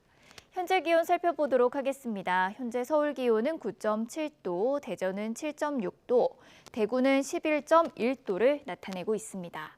낮 기온은 예년보다 1도에서 3도가량이 높겠는데요. 오늘 서울의 한낮 기온은 22도, 대전은 23도, 대구는 21도, 울산은 19도로 예상되고 있습니다. 내일은 낮까지 중북부 지방에 비가 조금 내리겠고요. 다음 주 초반 전국에 강풍을 동반한 많은 비가 내릴 전망입니다. 지금까지 날씨 정보였습니다.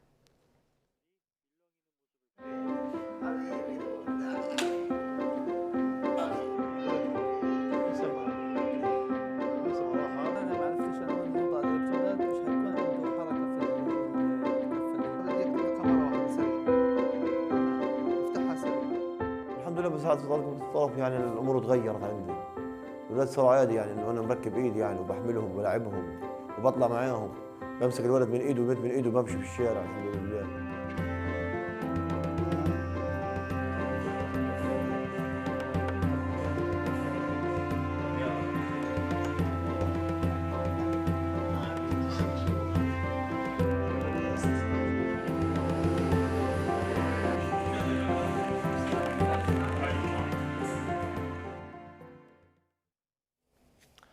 네, 어제 저녁 대구 월성동에 있는 학산에서 불이 나 오늘 새벽까지 이어졌습니다.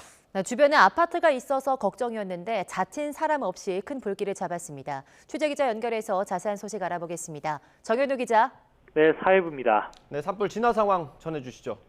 네, 아파트 뒤편에 보이는 산 정상 부근에서 시뻘건 불길이 일렁이는 상황입니다. 어제 오후 8시 반쯤 대구 월성동 학산에서 난 불이 번지는 모습을 보고 있는 건데요. 산림청은 화재의 주불 진화를 4시간 만인 오늘 새벽 0시 20분쯤 선언했습니다. 아파트 단지가 주변에 밀집된 야산이라서 피해가 커질까 우려가 컸었던 상황이었습니다. 다행히 산 아래 민가까지 불이 번지는 걸 막았고 인명피해도 없었습니다. 소방당국은 대응 1단계를 발령해 관할 소방서 인력과 장비를 전부 동원해 저지선을 구축해두었고 산림청 진화대원들까지 총 인력 1,800여 명이 투입돼 진화 작전을 펼쳤습니다. 산림당국은 임야 피해 면적을 알아보면서 산불이 재발화하는지 감시에 들어갑니다. 경남 창원 추산근린공원에서도 대응 1단계짜리 규모 화재가 발생했습니다. 어제 오후 8시 50분쯤 난 불인데 주변 주민 100여 명이 대피하는 소동이 벌어졌습니다. 다행히 인명피해나 불탄 건물은 없었는데요. 진입로가 협소한 공원이라서 진화 작업은 어려웠지만 5시간 만에 불은 모두 꺼졌습니다. 어제 오후엔 충남과 대구 등 야산에서 크고 작은 산불이 잇따랐습니다. 오늘도 경북과 전남, 강원 지역에 건조경보가, 전국 곳곳엔 건조주의보가 내려져 있어 산불 우려가 큰 상황입니다. 산림청은 미리 진화 장비 투입 계획을 세워두고 대응 태세를 강화해 두었습니다. 지금까지 사회부에서 전해드렸습니다. 네, 더불어민주당 소속으로 국회 법제사법위원회에서 검찰 수사권 폐지 법안 논의에 참여했던 민형배 의원이 안건조정위원회 절차에 대비해 당을 탈당했습니다.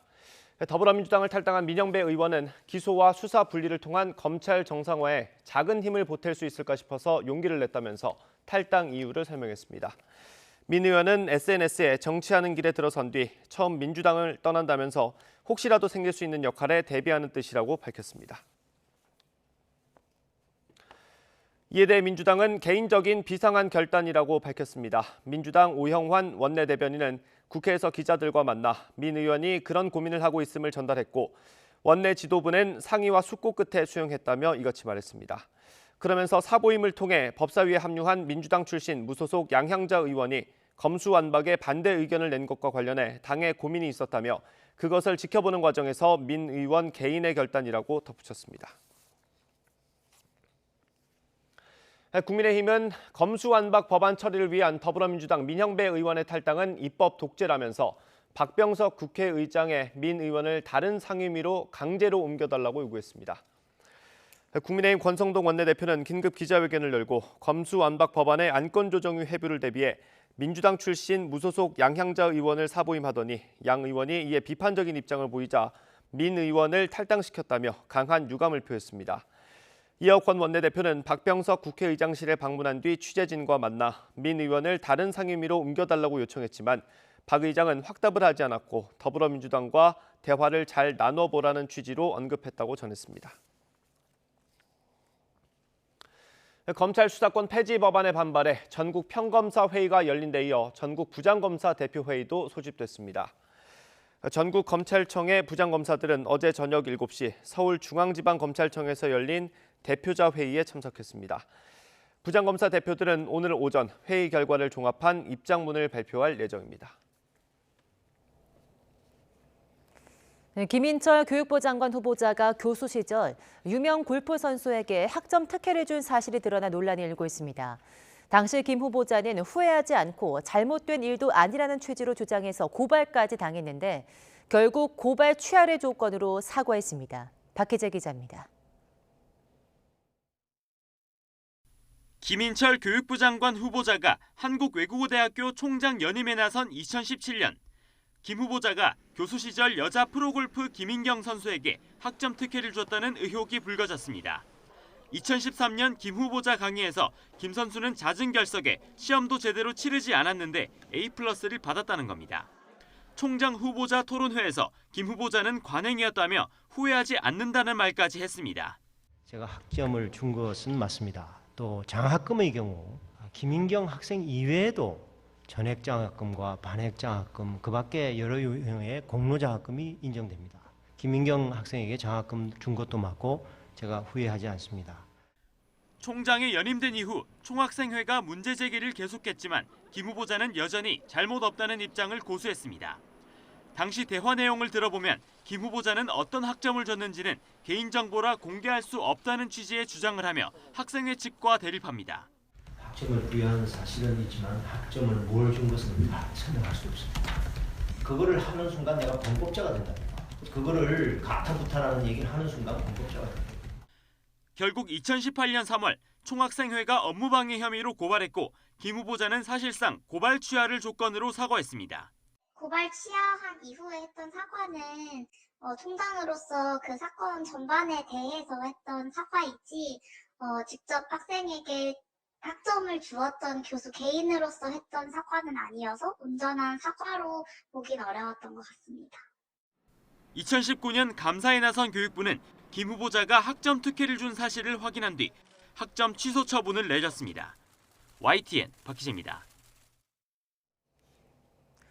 정호영 보건복지부 장관 후보자가 아들의 경북대 의대 편입학 전형 진행 기간에 편입 심사를 총괄하던 평가위원장을 세 차례나 만나서 부적절했다는 언론 보도에 불법적 또는 도덕적으로 부당한 행위는 없었다고 해명했습니다.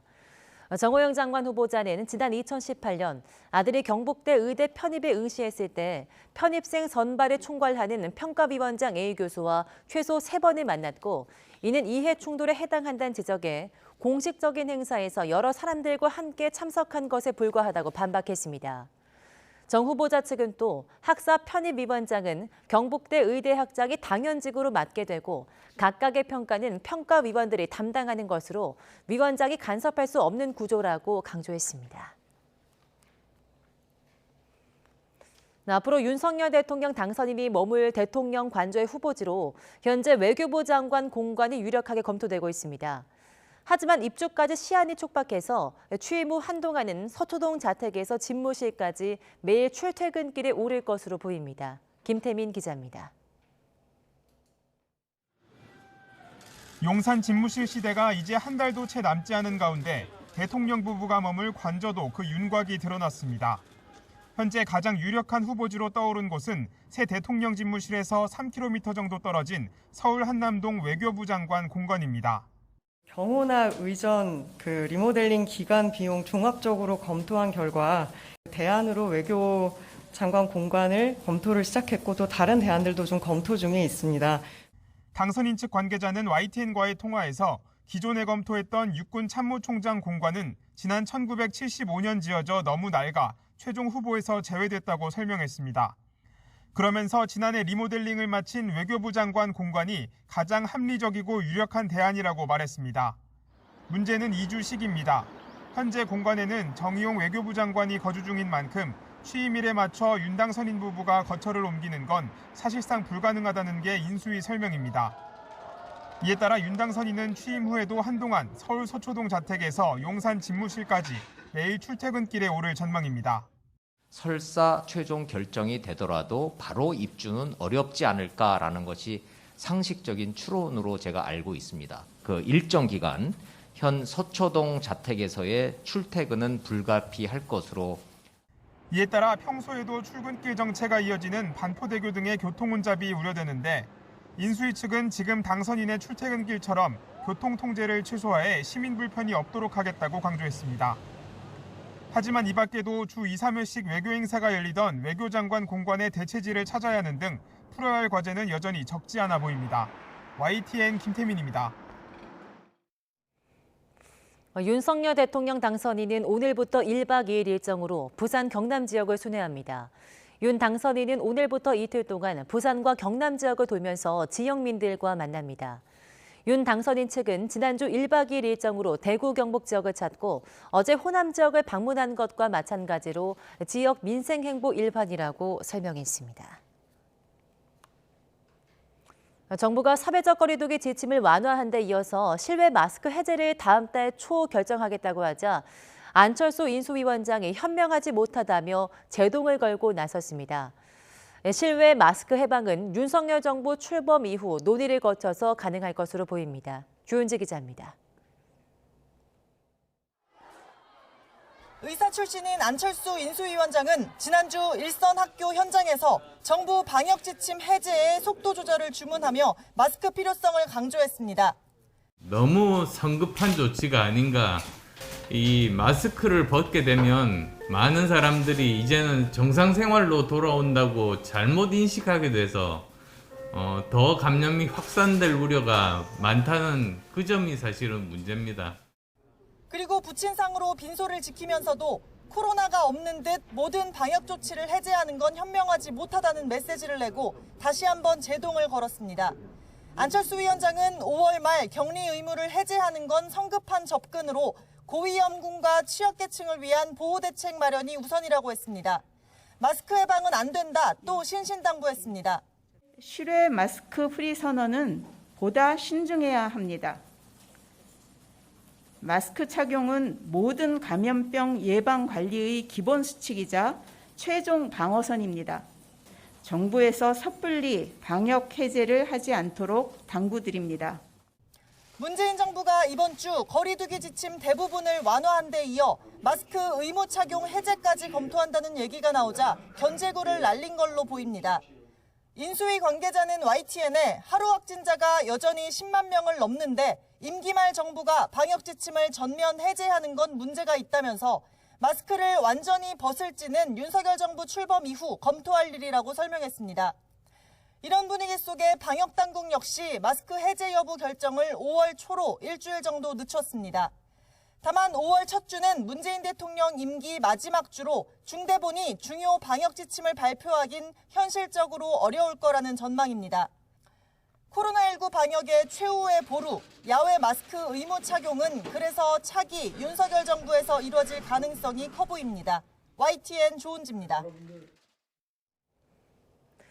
코로나19 감소세가 계속되고 있지만 전문가들은 새 변이 출현과 면역력 감소로 가을 재유행을 전망했습니다. 최대 100만 명 넘는 확진에 누적 사망자도 2천 명이 넘을 수 있다는 예측까지 나왔습니다. 이양원 기자입니다. 오미크론 환자 감소세에도 정부는 가을 재유행 가능성을 언급해왔습니다. 백신 접종 이후 시간이 지나면서 면역력이 떨어지는 데다 새로운 변이가 출현할 수 있기 때문입니다. 늦가을 무렵에는 새로운 유행 또는 환자의 증가가 있을 수 있다라고 판단을 하고 있습니다. 전문가들 예측도 다르지 않습니다. 한 변이가 우세화된 이후 10주에서 14주 유지되는 패턴을 고려하면 지난달 말 우세종이 된 스텔스 오미크론, BA2를 대체할 새 변이가 올해 하반기 유행할 수 있다는 겁니다. 면역 회피력이나 전파력은 기존 변이보다 클 것으로 내다봤는데 면역 회피 수준이 50%에 달한다면 100만 명 넘는 유행이 나타날 수 있다고 경고했습니다. 오는 11월에서 내년 초 재유행을 전망한 다른 전문가도 면역 정도를 변수로 꼽았습니다. 가을 유행 전 4차 접종 여부와 접종자 수, 연령대를 달리해 피해 규모를 예측했는데 누적 사망자가 최대 2,700명까지 나올 수 있다고 분석했습니다. 우리나라 국민들의 지금 면역도가 아무리 많이 떨어진다 할지라도 세포 면역이 있기 때문에 라게브리오라든지 팍스로비드, 렘데시비르 같은 치료약을 초기에 잘 사용한다면은 이 피해는 최소화할 수 있습니다. 새로운 변이에 대응 가능한 범코로나 백신이 재유행 전에 개발된다면 이 백신을 도입해 고위험군부터 추가 접종을 서둘러야 한다고도 조언했습니다. YTN 이영훈입니다.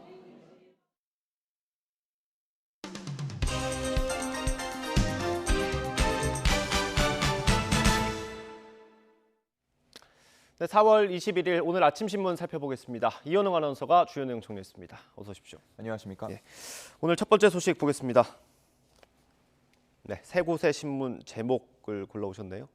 민영배 의원의 위장 탈당, 꼼수 입법 뭐 이런 표현들이 공통적으로 들어가 있습니다. 어떤 내용입니까? 예, 그렇습니다. 오늘 신문 일면 보면은 대부분 민영배 의원의 탈당 문제를 다루고 있었습니다. 네. 말씀하신 대로 세 가지 신문 모두 다 공통적으로 들어가 있는 단어가 위장 탈당 그리고 꼼수인데요. 결국은 민영배 의원이 탈당한 건 안건조정위에서 4대2 구도를 만들어서 안건을 통과시키기 위한 거라는 거였죠. 네, 이른바 검수완박 법안이죠. 그렇습니다. 민주당 출신 양향자 무소속 의원, 원래 이 역할을 할 것으로 처음에 민주당 측에서는 예상을 했었는데 검수완박에 반대 입장을 보인 후에 연락이 두절되면서 민주당이 다급해진 나머지 비판을 감수하면서 이런 결단을 내렸다. 이런 논조들이 많았고요. 이 기사 내용을 들여다보면 한겨레는 초유의 변칙수를 썼다라고 하면서 법 취지 자체를 무력화하는 거라는 로스쿨 교수의 인터뷰를 담았습니다. 네. 또 경향신문에서는 민주당 안팎에서도 이런 결정에 대해서 우려와 비판이 나오고 있다라고 했는데요. 정치를 희화화하고 소모품으로 전락시키는 거다. 입법 독주로 보이는 모습은 이런 개혁의 명분마저 퇴색시킬 수 있다. 이런 비판의 목소리가 나오고 있다고 합니다. 예. 그리고 동아일보는 입법 폭주에 시동을 걸었다라고까지 표현을 하면서 이번 민주당의 결정을 비판하는 분위기였습니다. 네, 대부분 신문이 민주당을 비판하는 논조더라고요. 그렇습니다. 민주당이 계속해서 치고 나갈지 지켜봐야 될 것 같습니다. 다음 기사 보겠습니다. 앞서 언급됐던 양향자 의원이 연락이 안 된다 이런 기사들도 많았는데 입장을 밝혔나 봐요. 네, 맞습니다. 조선일보와 인터뷰를 한 내용 실려 있었는데요. 일단 그 19일에 검수완박에 반대한다라는 입장문이 퍼졌던 것 양향자 의원이 쓴 게 맞다고 합니다. 네. 유출 경위와 상관없이 반대 소신에는 변함이 없다라는 내용을 밝혔고요. 어찌 보면은 이제 복당도 포기할 수도 있고 또 정치 생명까지 걸고 반대한 셈인데 이 반대하는 이유에 대해서도 나와 있습니다. 예.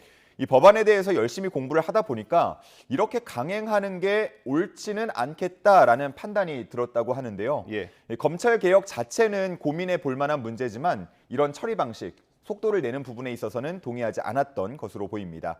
심지어 이런 상황에서 검수완박을 처리하지 않으면 문재인 청와대 사람 20명이 감옥에 갈 수 있다. 이런 얘기까지 들었다는 내용 포함되어 있었습니다. 예.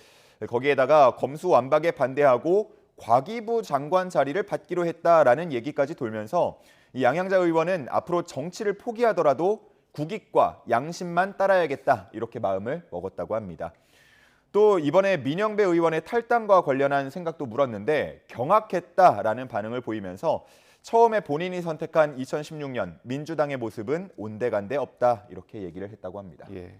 여기 기사에도 나와 있는데 양향자 의원은 문재인 대통령이 영입한 인사기도 하죠. 예. 그래서 아마 의미가 남다른 것 같습니다. 다음 기사 보겠습니다. 지금 장관 후보자들에 대한 검증이 계속해서 진행이 되고 있는데 아빠 찬스가 이제 정호영 후보자뿐 아니라 다른 곳에서도 나오고 있죠. 맞습니다. 계속해서 불거지고 있는데 김인철 사회부총리 겸 교육부 장관 후보자에게도 이른바 아빠 찬스 의혹이 불거졌습니다. 네. 이 김 후보자가 2012년 1월부터 2015년 12월까지 한국 풀브라이트 동문회장으로 재임한 바가 있는데요. 근데 이 시기에 김 후보자의 딸이 풀브라이트 장학생으로 선정이 되면서 2년 동안 약 1억 원에 달하는 지원을 받았다는 의혹이 제기가 됐습니다.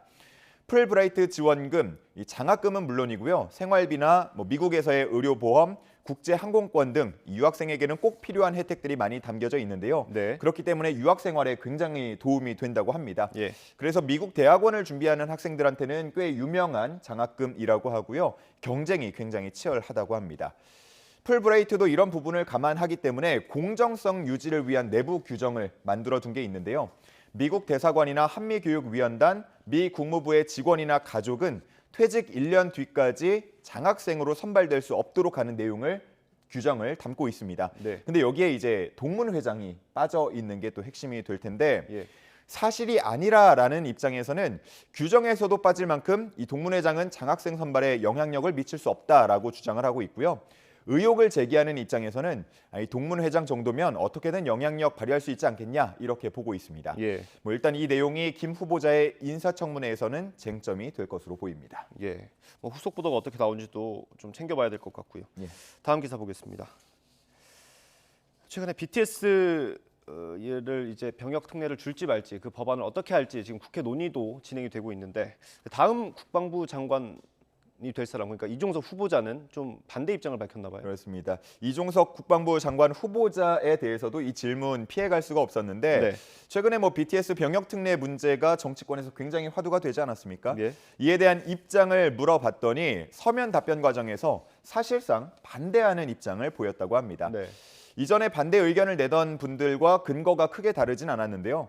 공정성 그리고 병역 자원의 감소 문제 등을 고려해야 한다라는 입장이었습니다.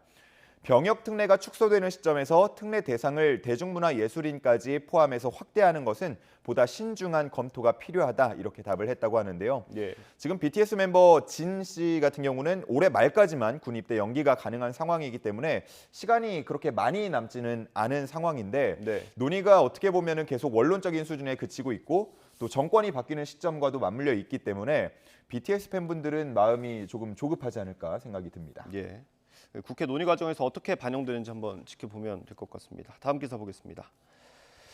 네, 바이든 미국 대통령이 우리나라를 방문하는 일정이 좀 윤곽이 잡히는 모양입니다. 네, 그렇습니다. 동아일보 기사인데요. 바이든 미국 대통령이 일본에서 열리는 쿼드 정상회의에 이제 참석을 할 예정인데 네. 그에 앞서서 우리나라를 방문하는 게 유력하다라는 내용 담겨 있습니다. 여기 나온 거는 이제 5월 20일부터 2박 3일 정도 머무는 일정으로 얘기가 되고 있는데요. 예. 정상회담을 비롯해서 구체적인 일정은 실무선에서 논의될 예정이라고 했습니다. 아마 이번 주말쯤 빠르면 접촉할 예정이라고 전망을 하고 있었습니다.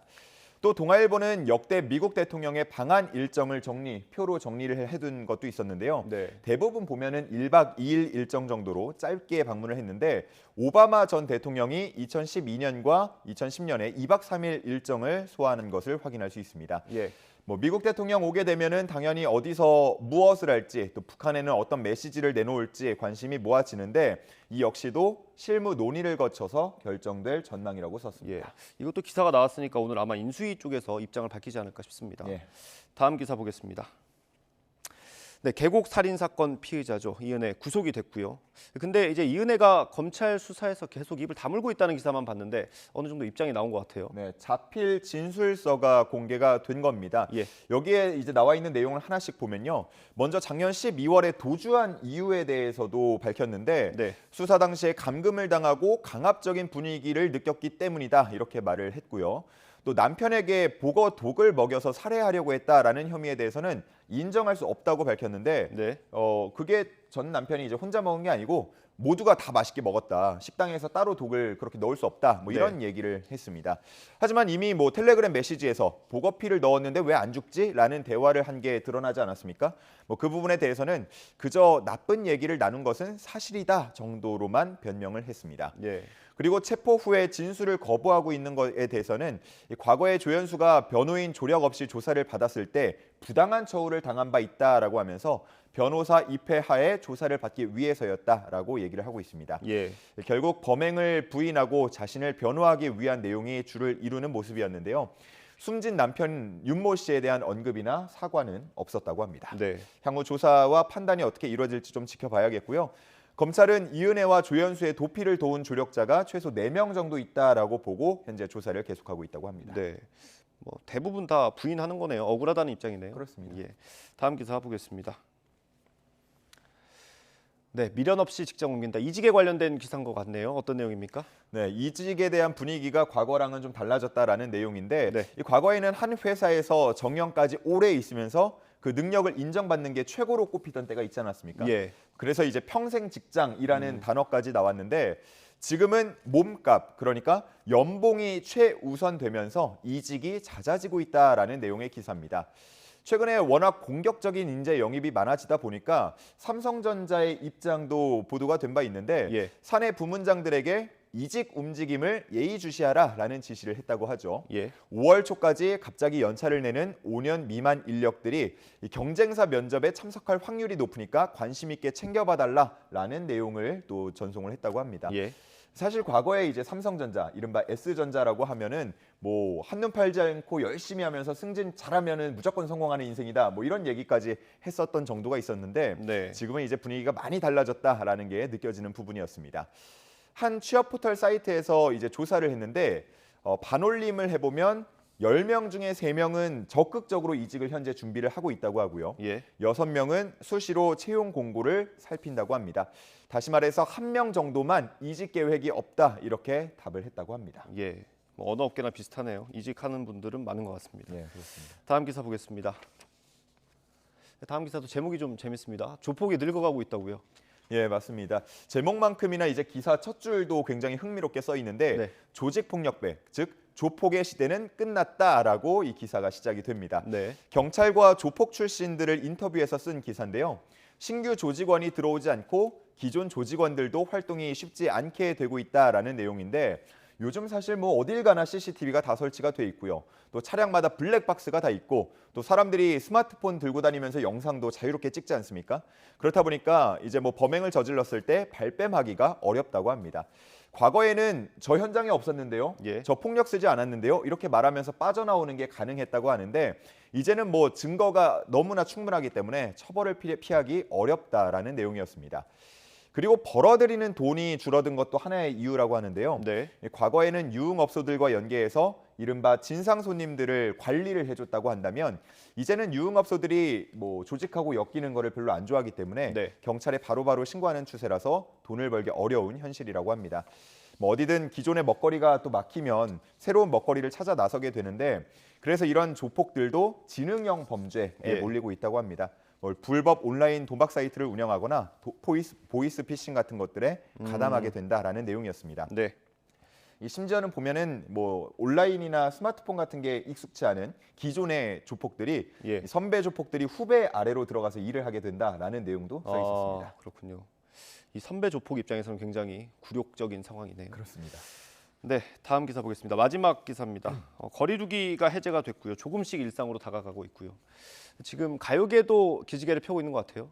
맞습니다. 이제 가요계도 거리두기, 일상 회복에 맞춰서 컴백을 준비하는 경우가 많은데 코로나19 때 보면은 새 앨범 발표를 뒤로 미룬다던가 그리고 콘서트도 잘 열지 못하는 모습이지 않았습니까? 근데 이제는 톱스타들이 하나씩 컴백을 할 준비를 하고 있습니다. 주목받고 있는 몇 명을 소개를 하면요. 먼저 가왕, 조용필 씨가 연내 새 앨범을 낼 예정이라고 합니다. 2013년 이후 9년 만에 나오는 앨범이고요. 하반기에는 대규모 콘서트 준비도 하고 있다고 합니다. 그리고 월드스타죠. BTS는 6월 10일 새 앨범 발표를 예고하고 있는데 뭐 매일매일이 새로운 기록이다 할 수 있을 정도로 이번 앨범 판매량 역시나 이전 앨범 기록을 가볍게 넘을 수 있을 걸로 업계에서는 전망하고 있다고 합니다. 그리고 원조 월드스타라고 한다면 싸이 씨도 빼놓을 수가 없는데 싸이 씨는 바로 다음 주 금요일입니다. 29일에 5년 만에 새로운 앨범으로 돌아오게 되는데 이 싸이 씨가 끝자리가 2로 끝나는 해와 좀 연관이 많다 그래요. 2002년에 챔피언이라는 노래를 발표해서 인기를 얻었고 2012년에는 강남스타일이라는 노래로 세계의 이름을 알렸습니다. 그렇기 때문에 올해 2022년에 대한 기대가 상당히 크다라는 내용도 흥미로웠습니다. 그리고 트로트 가수들에 대한 관심도 많은데요. 뭐 지금 이름만 들어도 기대가 되는 이명웅, 장윤정, 송가인 등이 이번 달과 다음 달 신곡을 발표하고 또 이에 맞춘 전국 투어도 계획하고 있다고 합니다. 음악이나 문화가 갖는 힘, 뭐 분명히 있지 않습니까? 지친 국민들께 응원이 되고 힘이 되는 그런 계기가 됐으면 좋겠습니다. 네, 그렇습니다. 오늘 말씀은 여기까지 듣겠습니다. 고생하셨습니다. 감사합니다.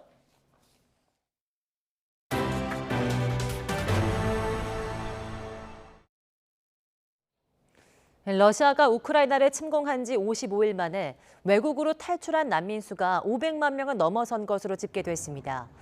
유엔 난민기구는 지난 2월 24일부터 현지 시각 19일 정오까지 전쟁을 피해 우크라이나를 떠난 난민이 503만 4천여 명으로 집계됐다고 밝혔습니다. 이 가운데 가장 많은 283만여 명이 폴란드로 건너갔고 루마니아 76만여 명, 헝가리 47만여 명, 몰도바 43만여 명 등 주로 인접국으로 피란을 갔습니다. 전쟁으로 목숨을 잃은 민간인도 2천 명을 넘어섰습니다. 전쟁이 잔인한 이유는 삶의 모든 것을 짓밟을 뿐 아니라 믿음과 희망까지 앗아가기 때문입니다. 우크라이나의 신심 깊은 한 마을도 러시아의 공격이 시작된 뒤 공포와 절망에 빠져 신음하고 있습니다. 류재복 기자입니다. 평소라면 신도로 가득 찼을 성당 안이 썰렁합니다. 부활절 예배라 듬성듬성한 공간이 더 낯섭니다. 러시아군의 공격 소식에 주민 대부분이 고향을 떠났기 때문입니다. 그나마 불안을 잠재울 유일한 안식처인 터라 기도하는 마음은 더욱 간절합니다. В любое время, когда обстрел, и находить здесь убежище в стенах храма, потому что некоторые храмы, но у нас такого в нашем храме нет, а некоторые храмы имеют два. 포연이 하늘로 치솟자 구급대의 발걸음이 빨라집니다. 상처를 입고 거리에 쓰러진 부상자. 피투성이 얼굴을 급하게 치료한 뒤 안전한 장소로 이동합니다. 부서진 것들로 가득 찬 거리에는 안타까운 시신이 눈에 띕니다. 지리적 중요성 때문에 전략 요충지로 꼽히는 크라마토르스크. 이곳을 차지하기 위한 공방이 치열할수록 피해는 눈덩이처럼 커질 수밖에 없습니다. Мы пришли на работу, в ночь пришли на работу, смотрим, все разбито. 이웃의 생존을 확인할 수 있는 곳이 성당에서 배급소로 바뀌었습니다. 살기 위해 줄을 서지만 고향을 떠날 수도 없는 노릇입니다. Я здесь родилась, у меня здесь похоронены родители. Я не хочу никуда уезжать из своего родного города. 마을에 러시아군이 들어오면 주민들은 더 큰 아픔과 공포에 시달려야 합니다. 하지만 불안을 조금이나 잠재울 수 있는 안식처는 언제 다시 문을 열지 누구도 알 수 없습니다. YTN 유재복입니다. 크리스탈리나 게오르기에바 국제통화기금 IMF 총재는 러시아의 우크라이나 침공으로 세계 경제가 어려움에 빠진 상황에서 주요 20개국의 협력이 무엇보다 중요하다고 강조했습니다.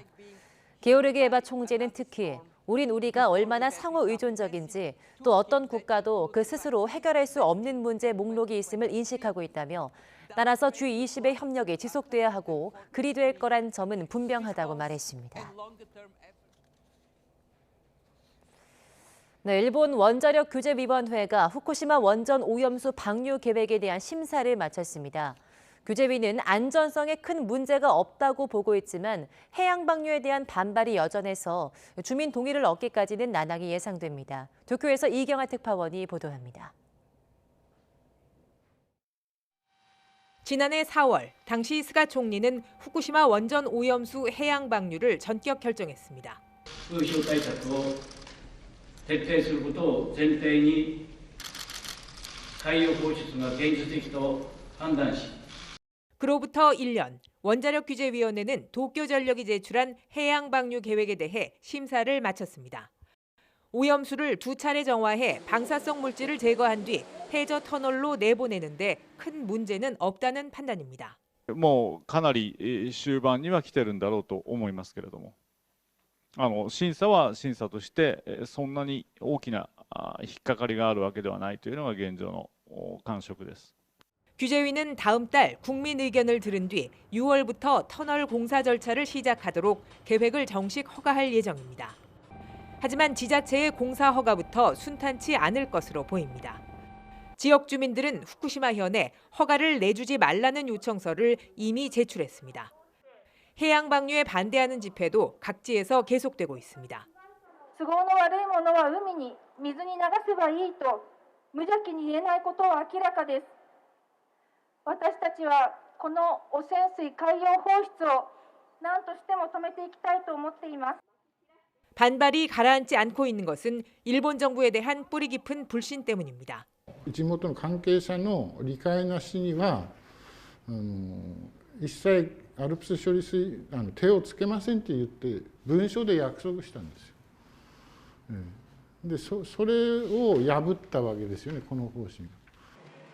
가장 큰 이해 당사자인 전국어업단체연합은 해양 방류에 반대한다는 입장에 조금도 변함이 없다고 강조했습니다. 오염수에 따른 피해 보상 규모를 놓고도 정부와 이견을 보이고 있습니다. 계획은 섰지만 주민 설득이 지지부진한 가운데 내년 봄 방류는 사실상 어려울 것이라는 전망이 나오고 있습니다. 도쿄에서 YTN 이경아입니다. 수영 천재 황선우가 아시안게임을 대비해서 호주에서 생애 첫 해외 전지 훈련에 나섭니다. 과거 박태환 라이벌 선수의 스승에게 지도를 받으면서 기량을 한 단계 더 끌어올릴 계획입니다. 신윤정 기자입니다.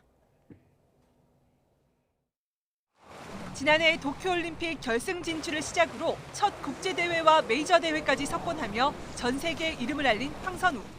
성인 무대로 옮긴 올 시즌 초반부터 돌풍을 이어가고 있는 황선우가 9월 항저우 아시안게임 데뷔에 나섰습니다. 수영 강국 호주 멜버른에서 약 6주간 전지 훈련을 하며 본격적인 담금질에 돌입한 겁니다. 박태환의 우상이자 라이벌이었던 호주 수영 영웅 헥켓의 옛 스승 이안 포프에게 지도받습니다. 외국인분 코치한테 받는 게 이번에 아예 처음이라 가지고 처음에는 많이 어버버할 것 같다는 느낌이 있는데 같이 호흡을 잘 맞추면은 많이 승승장구할 수 있지 않을까 생각이 들어요. 주종목 100m와 200m는 물론 단체전인 개영 800m까지 다관왕에 도전합니다. 특히 단체전에서 한국 수영 사상 첫 금메달까지 견인한다는 각오입니다. 선발전 기록으로만 봐도 45초 한 명에 47초 두 명이 나왔기 때문에 진짜 한국 자영 200m가 많이 올라왔다고 느꼈고 같이 합을 맞춰가면 더 시너지 효과가 나서. 황선우는 6월 2일 귀국해 곧바로 헝가리 부다페스트 세계선수권에서 아시안게임을 앞둔 첫 모의고사를 치릅니다. 이제 20살, 키는 물론 기량도 쑥쑥 자라는 한국 수영의 미래. 금빛 레이스를 위한 뜨거운 여름은 이미 시작됐습니다. YTN 신윤정입니다.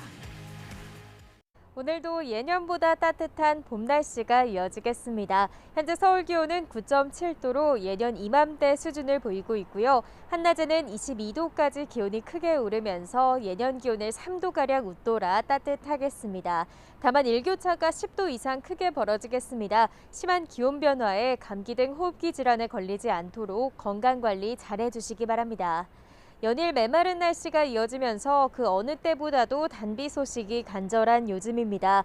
오늘 남해안과 제주도에는 5mm 안팎의 비가 조금 내리겠지만 양이 워낙 적어서 대기의 건조함을 해소하지는 못하겠습니다. 현재 강원 산간과 일부 남부 내륙에는 건조경보가, 서울 등 내륙 곳곳에는 건조주의보가 내려진 가운데 전국적으로 산불 위기경보 경계 단계가 발령 중입니다. 여기에 영동과 경북 북부를 중심으로는 초속 25m 이상의 고온 건조한 바람이 불겠습니다. 산림 인근에서의 흡연이나 쓰레기 소각을 철저히 금지해 주시기 바랍니다. 현재 기온 살펴보겠습니다. 서울 9.7도, 대전 7.6도, 광주는 11.9도를 보이고 있습니다. 오늘 낮 기온은 서울과 광주 22도, 대전 23도, 대구는 21도까지 오르면서 따뜻하겠습니다. 내일은 아침부터 낮사이 중북부 지방에 비가 조금 내리겠고요. 다음 주 초반에는 전국에 강풍을 동반한 많은 비가 내릴 전망입니다. 불씨만 있으면 산불이 발생하기 쉽고 한번 산불이 나면 대형 화재로 번지기 쉬운 최악의 날씨 조건입니다. 불씨 관리에 만전을 기해 주시기 바랍니다. 지금까지 서울 상암동에서 YTN 윤수빈입니다.